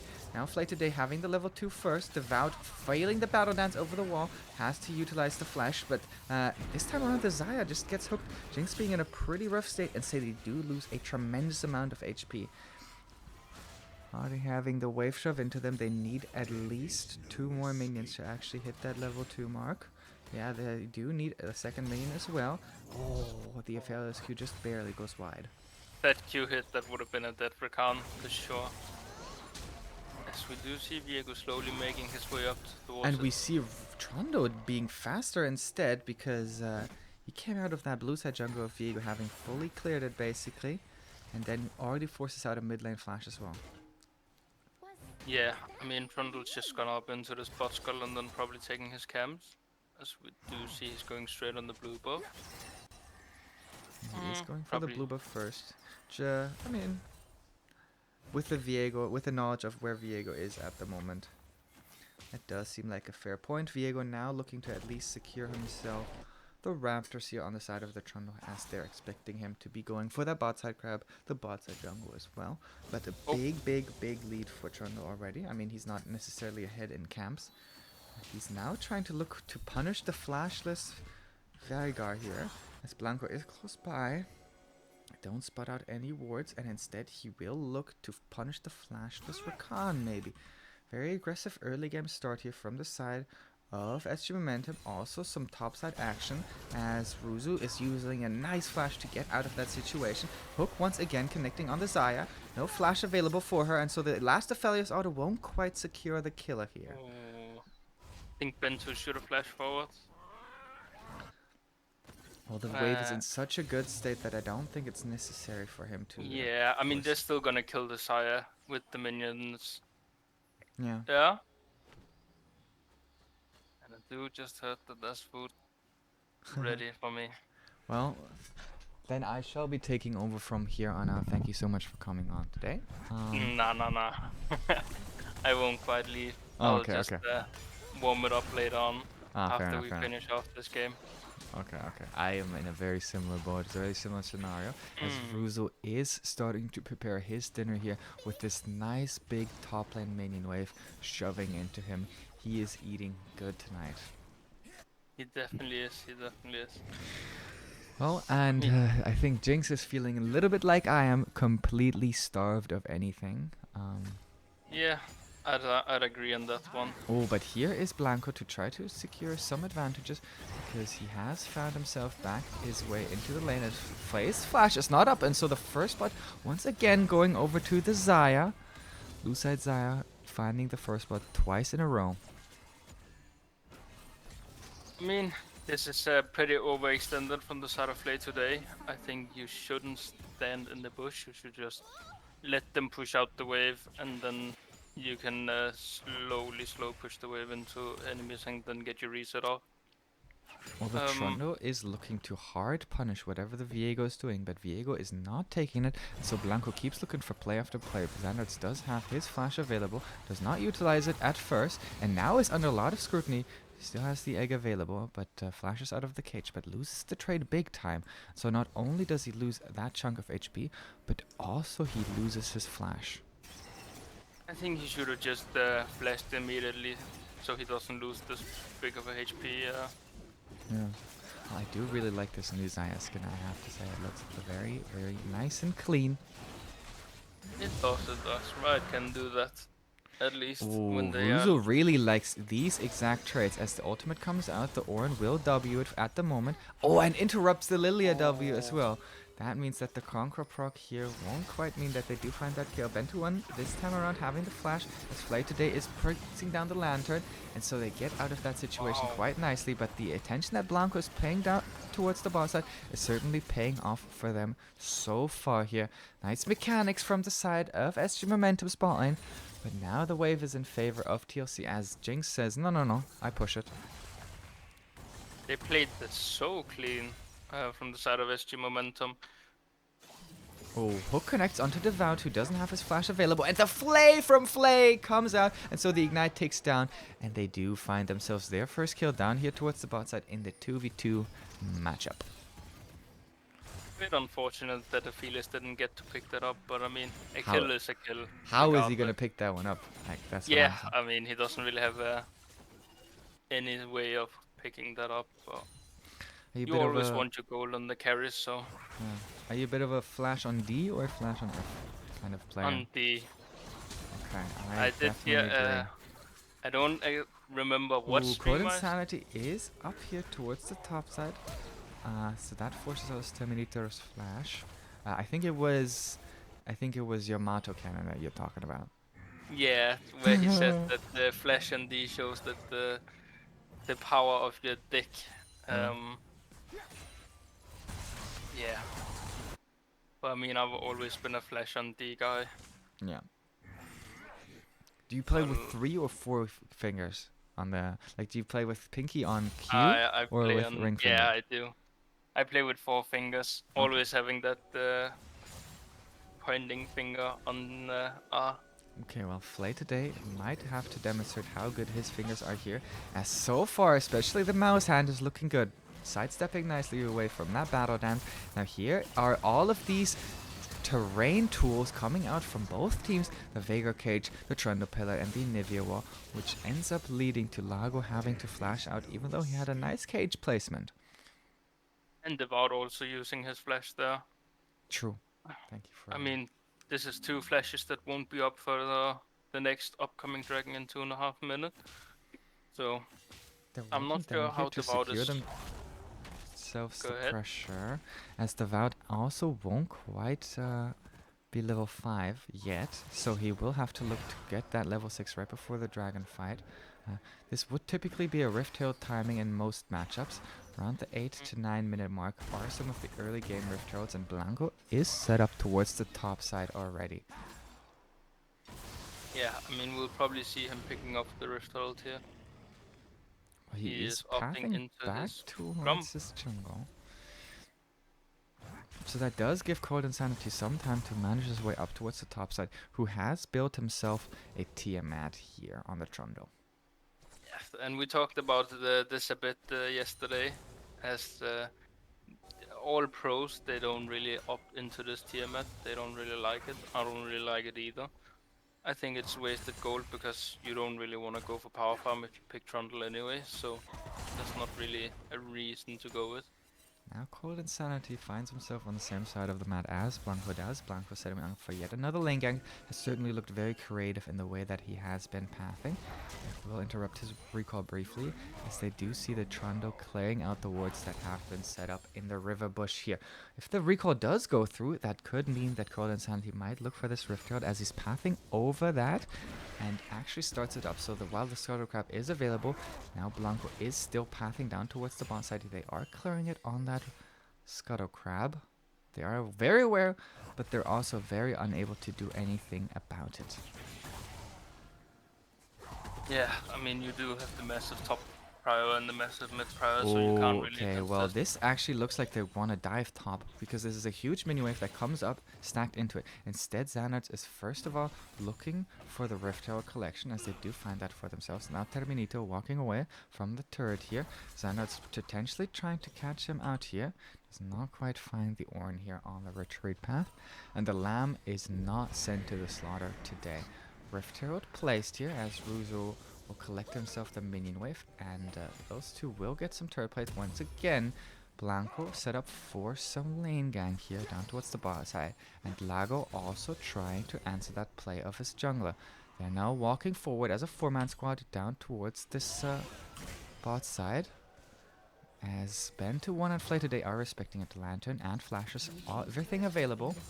They do get the turret up towards the top side as well. So big advantages coming out here early on for SGM Momentum. 3k gold lead as the Ornn Horn will come down here.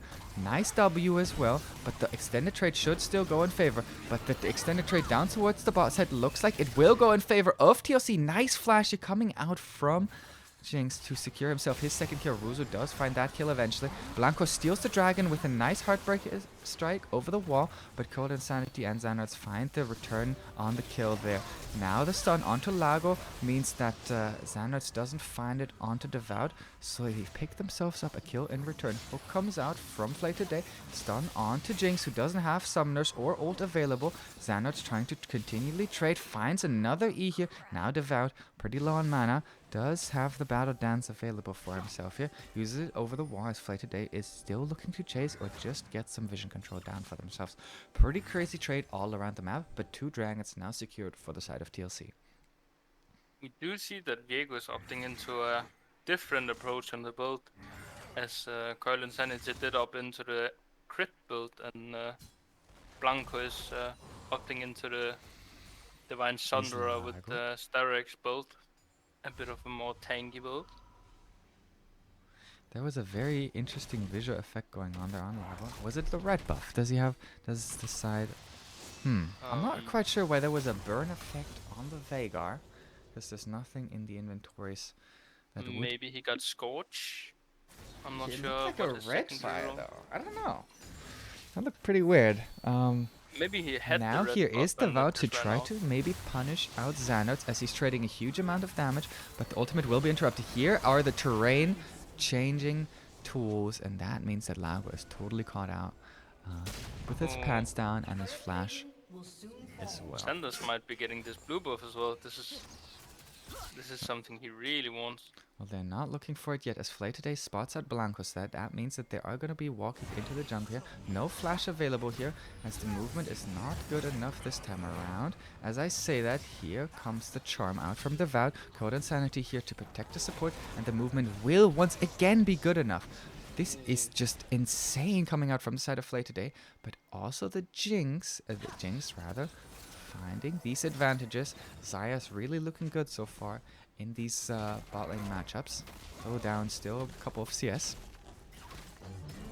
Ornn here having rotated his way into the play, but the Lantern will mean that he will get to safety just about. Even though it was a very nice interrupt, it won't quite lead to the kill here, as Jinx finds a solo kill onto Ben to 1 down towards the bot side.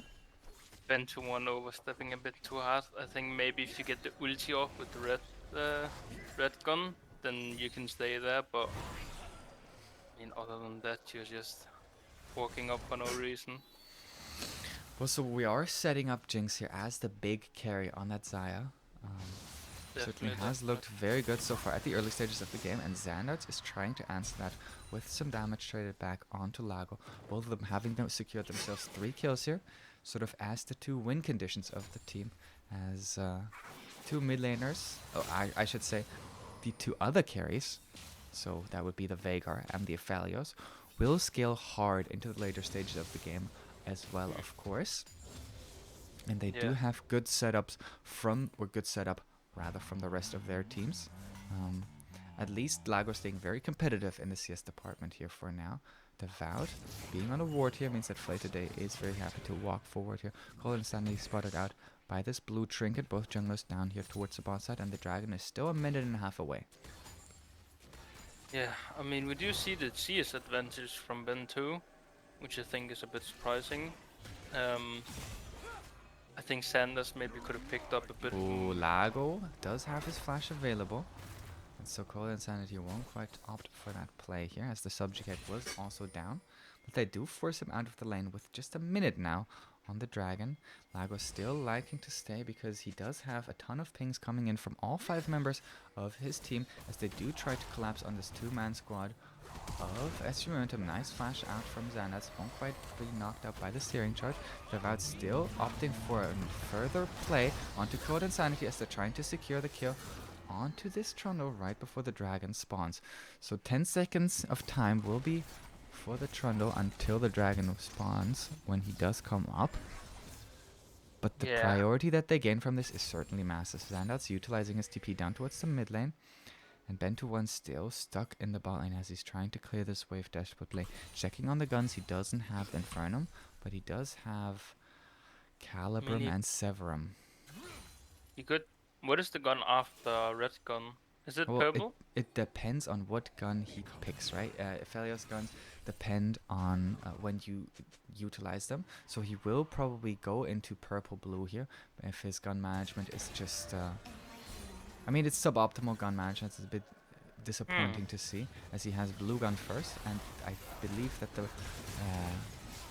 Gravitum will closely follow, as Jinx goes down already to Ruzu here, being very caught out, and Ben21 also finding himself a kill. Now this fight is going heavily in the favor of SG Momentum around the dragon. Even though they didn't have the initial setup, they do find the extended play. Ruzu catching out Jinx here is absolutely massive for the team fight here, and once again, putting up a bit of a show here for us on this Lilia top lane pick. Yeah, I mean, this is a really hard, outstanding performance from the side of SG Momentum solo laners. Like, they're both 3-0, and they're just... They're not aware of these 2 members of SG Momentum sitting in that bush. Now Blanco sees that the Scattercraft is clear, so he's like, huh. Wait a minute, doesn't have the flash available. Hook doesn't quite connect from the side of Flay today. And here is Ben21 finding himself this turret pipe. So he did have that crescendum before the Gravitum here. He might fall, but he does have the root to secure his own life. And now here are 2 more players to try to brawl out. 3 level advantages, of course, of the Trundle over the Rakan, which is very understandable. Very understandable. I don't like the Titanic Hydra on Trundle at all, actually. I think that's very wasted gold. I think you should just up into the divine. Well, the side of the bot lane here from the side of TLC finds the Trundle here, but he does get out very quickly. Yeah, you're talking about the Titanic Hydra. It's peculiar. It's a peculiar one. At least he's going full ham on the clearing.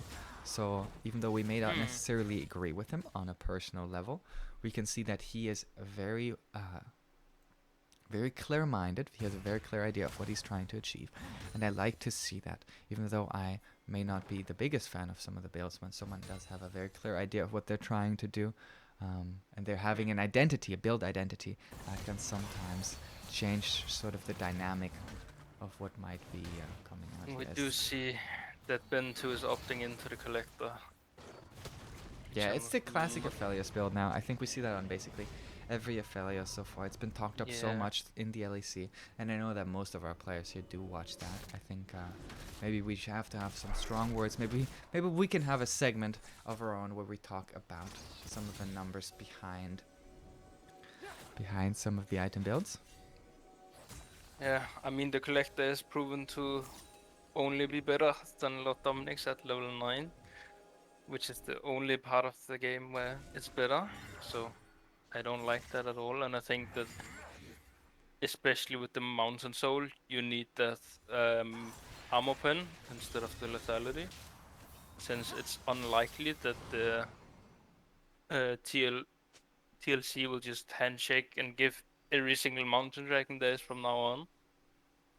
So I definitely think that's a bit of a blunderer. The thing that it does do for the Aphelios is it actually empowers the ultimate a lot, and there are a lot of scenarios where the Aphelios ultimate feels not as worthwhile, and with the squishiness coming out from 4 of them, or 3.5, let's say Rakan is half as squishy, right? Um, Hmm.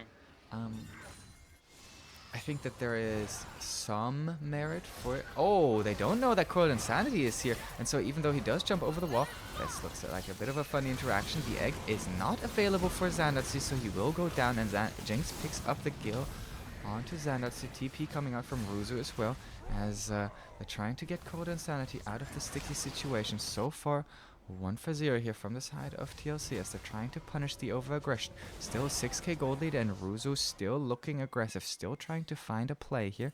Terminator still having his TP available. So not only kill, but also TP gained here. Yeah, and you got the flashes away from Coil Insanity, so. And you only used the Ornn ulti, the Viego ulti, and the Rakan ulti, so. For this upcoming Mountain Dragon, it will be that the side of SG Momentum won't have the Lily in the top lane. So he can TP down. They do up Xandatsu is into. TPing for a Baron start here as Terminator does have his TP available. Blanco just reset in base. So no smite available. This is a crazy call here from the side of SGM, unlike basically any other quick Baron that we've seen so far. And they do have the terrain difference as well, right? They do have the Nivea, they do have the Tranopel. What a beautiful Baron take, unlike anything we've seen so far. Yeah, I think Ben2 is a bit overextended though. I think he should have just recalled with his team. They will lose the mid turret for it, but they don't. The Trundle is actually defending it successfully as well. Sandot got that Seraph Embrace upgrade now as well. Cold Insanity looking for some aggression onto Jinx, forces out the Gale Force here. He just used his Gale Force right before the Dragon, which I don't like at all, since it was just a bit of poke that he got with it. Yeah, it like felt very inconsequential. Yeah. We do have the Ornn upgrade on his. No, he just bought an item. Never mind. It's not quite the level of upgrade. And he doesn't quite have that yet for himself, as Jinx does look like she wants to desperately recall. Does only have 700 gold, so I'm not quite sure what that is about. Maybe it's a one coming out of stopwatch. base right here. Oh, it's Yeah. an Essence Reaver that Jinx wants to buy. Yeah, that seems like a great item to have on the Xayah. I mean, then you should have backed up a bit But the before. Wuzu kept interrupting them actually, and here comes the Khan Ornn is Horn, looking and for a Devout flank. is on a nice flank here, finds 2 of the members of S Momentum, and both of them go Wow. extremely low already. Nice damage traded back from Ben to 1 though, as he does have the perfect guns for this fight, and so he's just mowing everyone down. Xandatsu is just at the beginning of his egg, and so even though the flank was super nice, it just wasn't quite enough because Ben to 1 got to do exactly what Aphelios wants. This comp is built around the Aphelios being able to free hit, and then Ruzu once again being an absolute hero in that team fight. Yeah, I mean, this is outstanding performance from Ruto. He created so much space for his team. They couldn't quite get that engage onto the Trundle and the Nivea because of this space that got created. Ooh. And then the ultimate from Ben 2 as well did so much damage, and then he just flashed forward on Jinx and Lago, which had to back off. Yeah. I mean, the Rakan found such a nice flank, but it just wasn't enough. I mean, after that, now the gold is 11k, by the way. Yeah, I mean, when you get that big of a flank and you still don't win the fight, then I'm not really sure what you can do. Yeah, well, we might be approaching yet another 2-0 here, as all of the chips are falling for the side of SGM Momentum. And Yeah, I mean, this is definitely looking rough on TLC. the Do you like the Baron Viger Claw. Ludens? Uh, so the Magic Pen is obviously the big difference. I think that Hmm. Everfrost tends to be my preferred item. Yeah, I'd agree with that. I, Um, yeah, maybe they're just trying to blow up the Aphelios, and I think that there's. yeah, that could be the case. I mean, you do have infinite scaling the Viger, and if he gets to that late game, like Hmm. 30 minutes plus, then then we could see the game changing. Oh, but already two Mountain Dragons secured here for the side of SG Momentum, and they Yeah. are certainly not looking to. Pain. Pain, pain, Yeah. pain, The, pain. Oh, pain. 1 that's HP. so unlucky.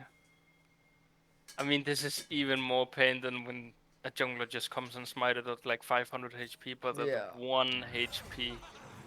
Well, Flay today is gonna be stunned over the wall here from the side of He might be Blanco. caught out. He might indeed be caught He out. definitely is caught out. Yeah, he is. And nice little pick here that they do secure here for themselves. But that has not deterred SG Momentum from many other fights, as they do continually find advantages in the Sleep coming out. 4v5s.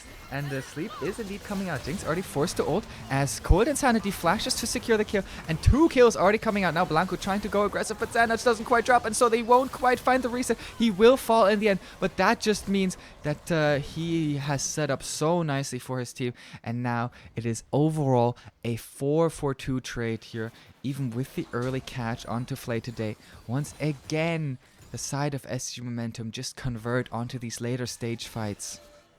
Yeah, I mean, the Man, double Ruzu. sleep from Rusu, he's really showing off on this Yeah. Lilia. He might not want to play it, but he definitely can play it to perfection. Yeah. Oh, well, this Oh, does look a little Bentu. bit peculiar from Ben to Oh, one. As he's yup, dead? he gives Yeah. over 1,000 gold shutdown to Lago. So the Magic Pen definitely coming in clutch here. I mean, this is why we go Ludens, right? I mean, I think probably he would have done the same with the Everfrost, to be honest. I mean, at Similar this stage, he's story, probably yeah. sitting at like 500 AP, 500 AP with Not the amount quite. of stacks. Not Okay, quite. not quite at all. Well, Um, Cold Insanity is trying to get away from this two-man squad here and does do so successfully for now.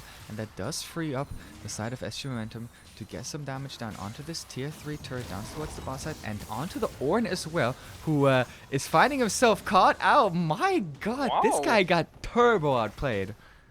I mean, this was so well played from Sanders and Flay today. They really coordinated that beautifully. The hook first coming out, and then the W behind him, the Flay interrupting the Oni, and then just Sander picking up the kill in the end. I mean, Yeah. this is really outstanding performance from the side of Sanders and Russo, but also Ben too in the later stages of the game. He definitely came back into the game. I Flay think while today we also. did see some shakiness at the early parts, right, from Yeah. some of the members, I think that everyone on the side of SG Momentum has really turned up the heat as they realized that they weren't quite running away with the game as easily as they were in the first time around. And now the Baron is getting lower and lower. It is down to just 1.8k HP, but the Viego is already dead. Traded out for the Thresh here, but Cold Insanity is just going to take down the Baron here for now. And now they're trying to clean up the fights. Already another Severum here, Crescendum rather. Severum and Crescendum, in fact. Bit of an unfortunate flash and wall, but they're not quite out of the woods yet, as Cold Insanity will have the pillar available. Oh, Wow, what an amazing pillar from Coil Insanity. yeah, well, that does sort of make up for the unfortunate wall that we did see out from Xander's earlier. I think there have been so many more great walls than bad walls, so we can certainly forgive that one. As Cold Insanity is just walking face first into this two-man squad. The Ornn is tiny when he gets subjugated here, and Ben 2-1 having just Severum Crescendum, as I mentioned earlier, is just a ton of extra damage. This does look like they're going for at least 2 of these inhibs, and only 3 members from the side of TLC will be available to defend us. Standards having no TP and no mana as well. Egg is still available, so he does just have an extra HP buff. First turret already dropping. Code Insanity walking forward here. Ben to 1 not opting for the turret so far. Looks for a little bit of extra damage. Had the Gravitum ult, but doesn't quite look for it instead. Has the Server to heal himself up. Finds the extra damage, finds the extra kills, and finds his team the second win here in this series, and the first win in the regular portion of SLE. Beautiful game here coming out from SG Momentum. Great stuff. Another 2-0 and a huge gold lead at the end of the game as well. I mean, this game, I'd definitely give the MVP over to Russo. Yeah. Like, this Lilia performance was outstanding. Like, he definitely shows that they don't want to give him this matchup again. Oh my god, he did so much more damage as well. That was an absolutely crazy performance coming out from the side of Ruzu. I don't know if one of the SG Momentum members might want to have an interview with us. Maybe I someone think that we haven't. Sanders probably want to. Yeah, but maybe someone that we haven't heard from so far. Maybe Flay today or Knife want to come and talk to us a little bit. But yeah, what a crazy game here. It really was super close in the early stages of the game, back and forth, and then they just took it home. The amazing Baron call, right? We have to talk about the Baron call. Like, what a call. Yeah, I mean, you also just bursted really well with the Nivea and the Phelios. I'm pretty sure he also had really good guns for it at that stage. True. I think some of the gun management and the early stages of the game was a little bit suspicious, and that led to sometimes Ben to 1 being caught out a little bit in some of the positions that we do see. Yeah. I think the interview will be ready momentarily. I think we are going to be talking to Knife and Zandarts. Who's once again Knight in game? That's Ben to 1. Okay, that's Ben to 1.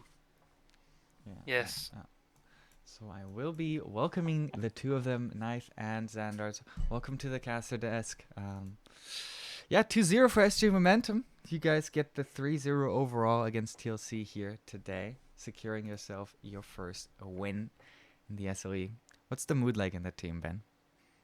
Oh, I mean, it's definitely like we're all happy about our performance, definitely.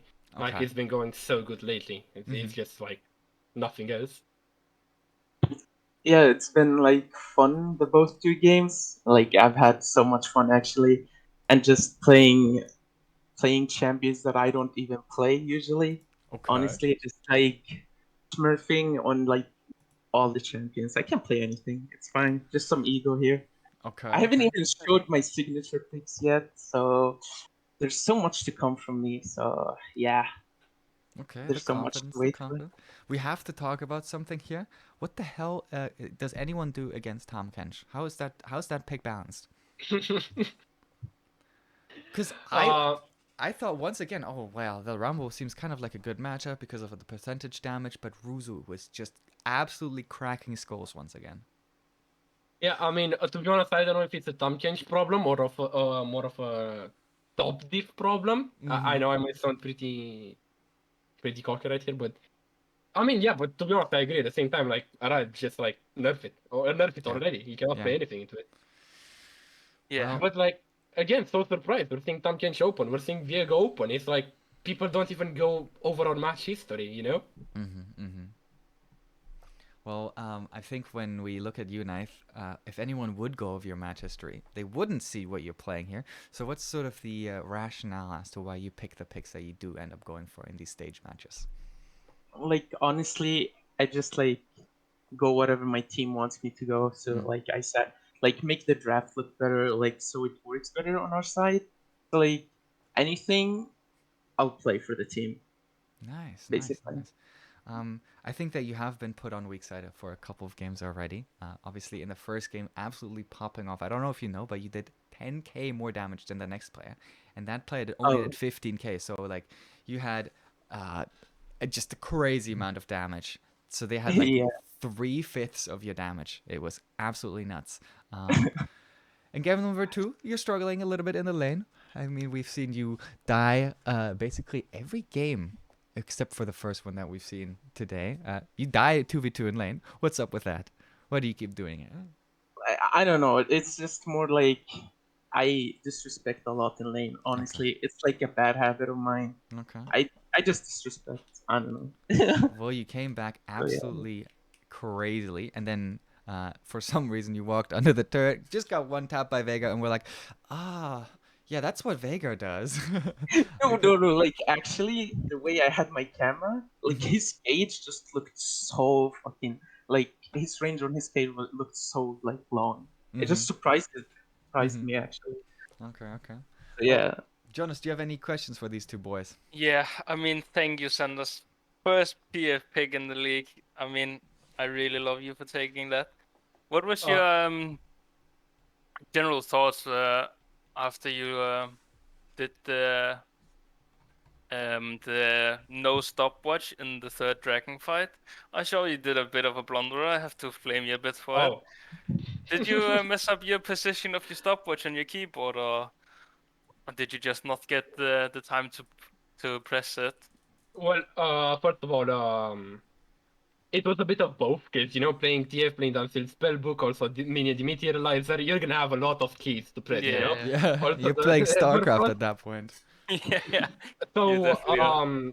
I usually order them in order, like, on one is gonna be the most pressed, then so on. And I usually have potions on two, but I actually had stopwatch on two, and I was like pressing three. And by the time I realized it was too late. But again, talking about the TF game, it was I think it was all Nif, to be honest. It was definitely not me. It was all Nif. He solo killed like the boss laner, I think like twice or whatever. So I have to go TF again. I cannot leave you with that performance. I'll do one more. But I like would be that's what TF more than does, no? happy. That's Yeah. you just set up Yeah. your AD carry. Like that's Yeah, definitely. But my performance still, like talking about CS department or whatever, I to be honest, I just fell short. To be honest, I okay. could have done way better. Well, you're probably one of the cockiest player in the league, right? You do have you have all the talk, but the thing about this is like when you then go into a game and you say, okay, well, I didn't feel happy about this. This shows that you don't only talk the talk, but you also walk the walk, right? You're trying to be better, you're trying to be the best, and that's wonderful to see. And so far, SG Momentum is certainly looking to come in favorites. Thank you so much, guys, for coming in today. Thank you for playing the way that you did. Thank you for the TF pick. Maybe make Ruzu play Kennen. That's my final take. It might come in the future. Don't worry. Okay, It okay, might okay. come. Well, thank you so much, and also thank you to you, Jonas. Wonderful game as that we always, had today.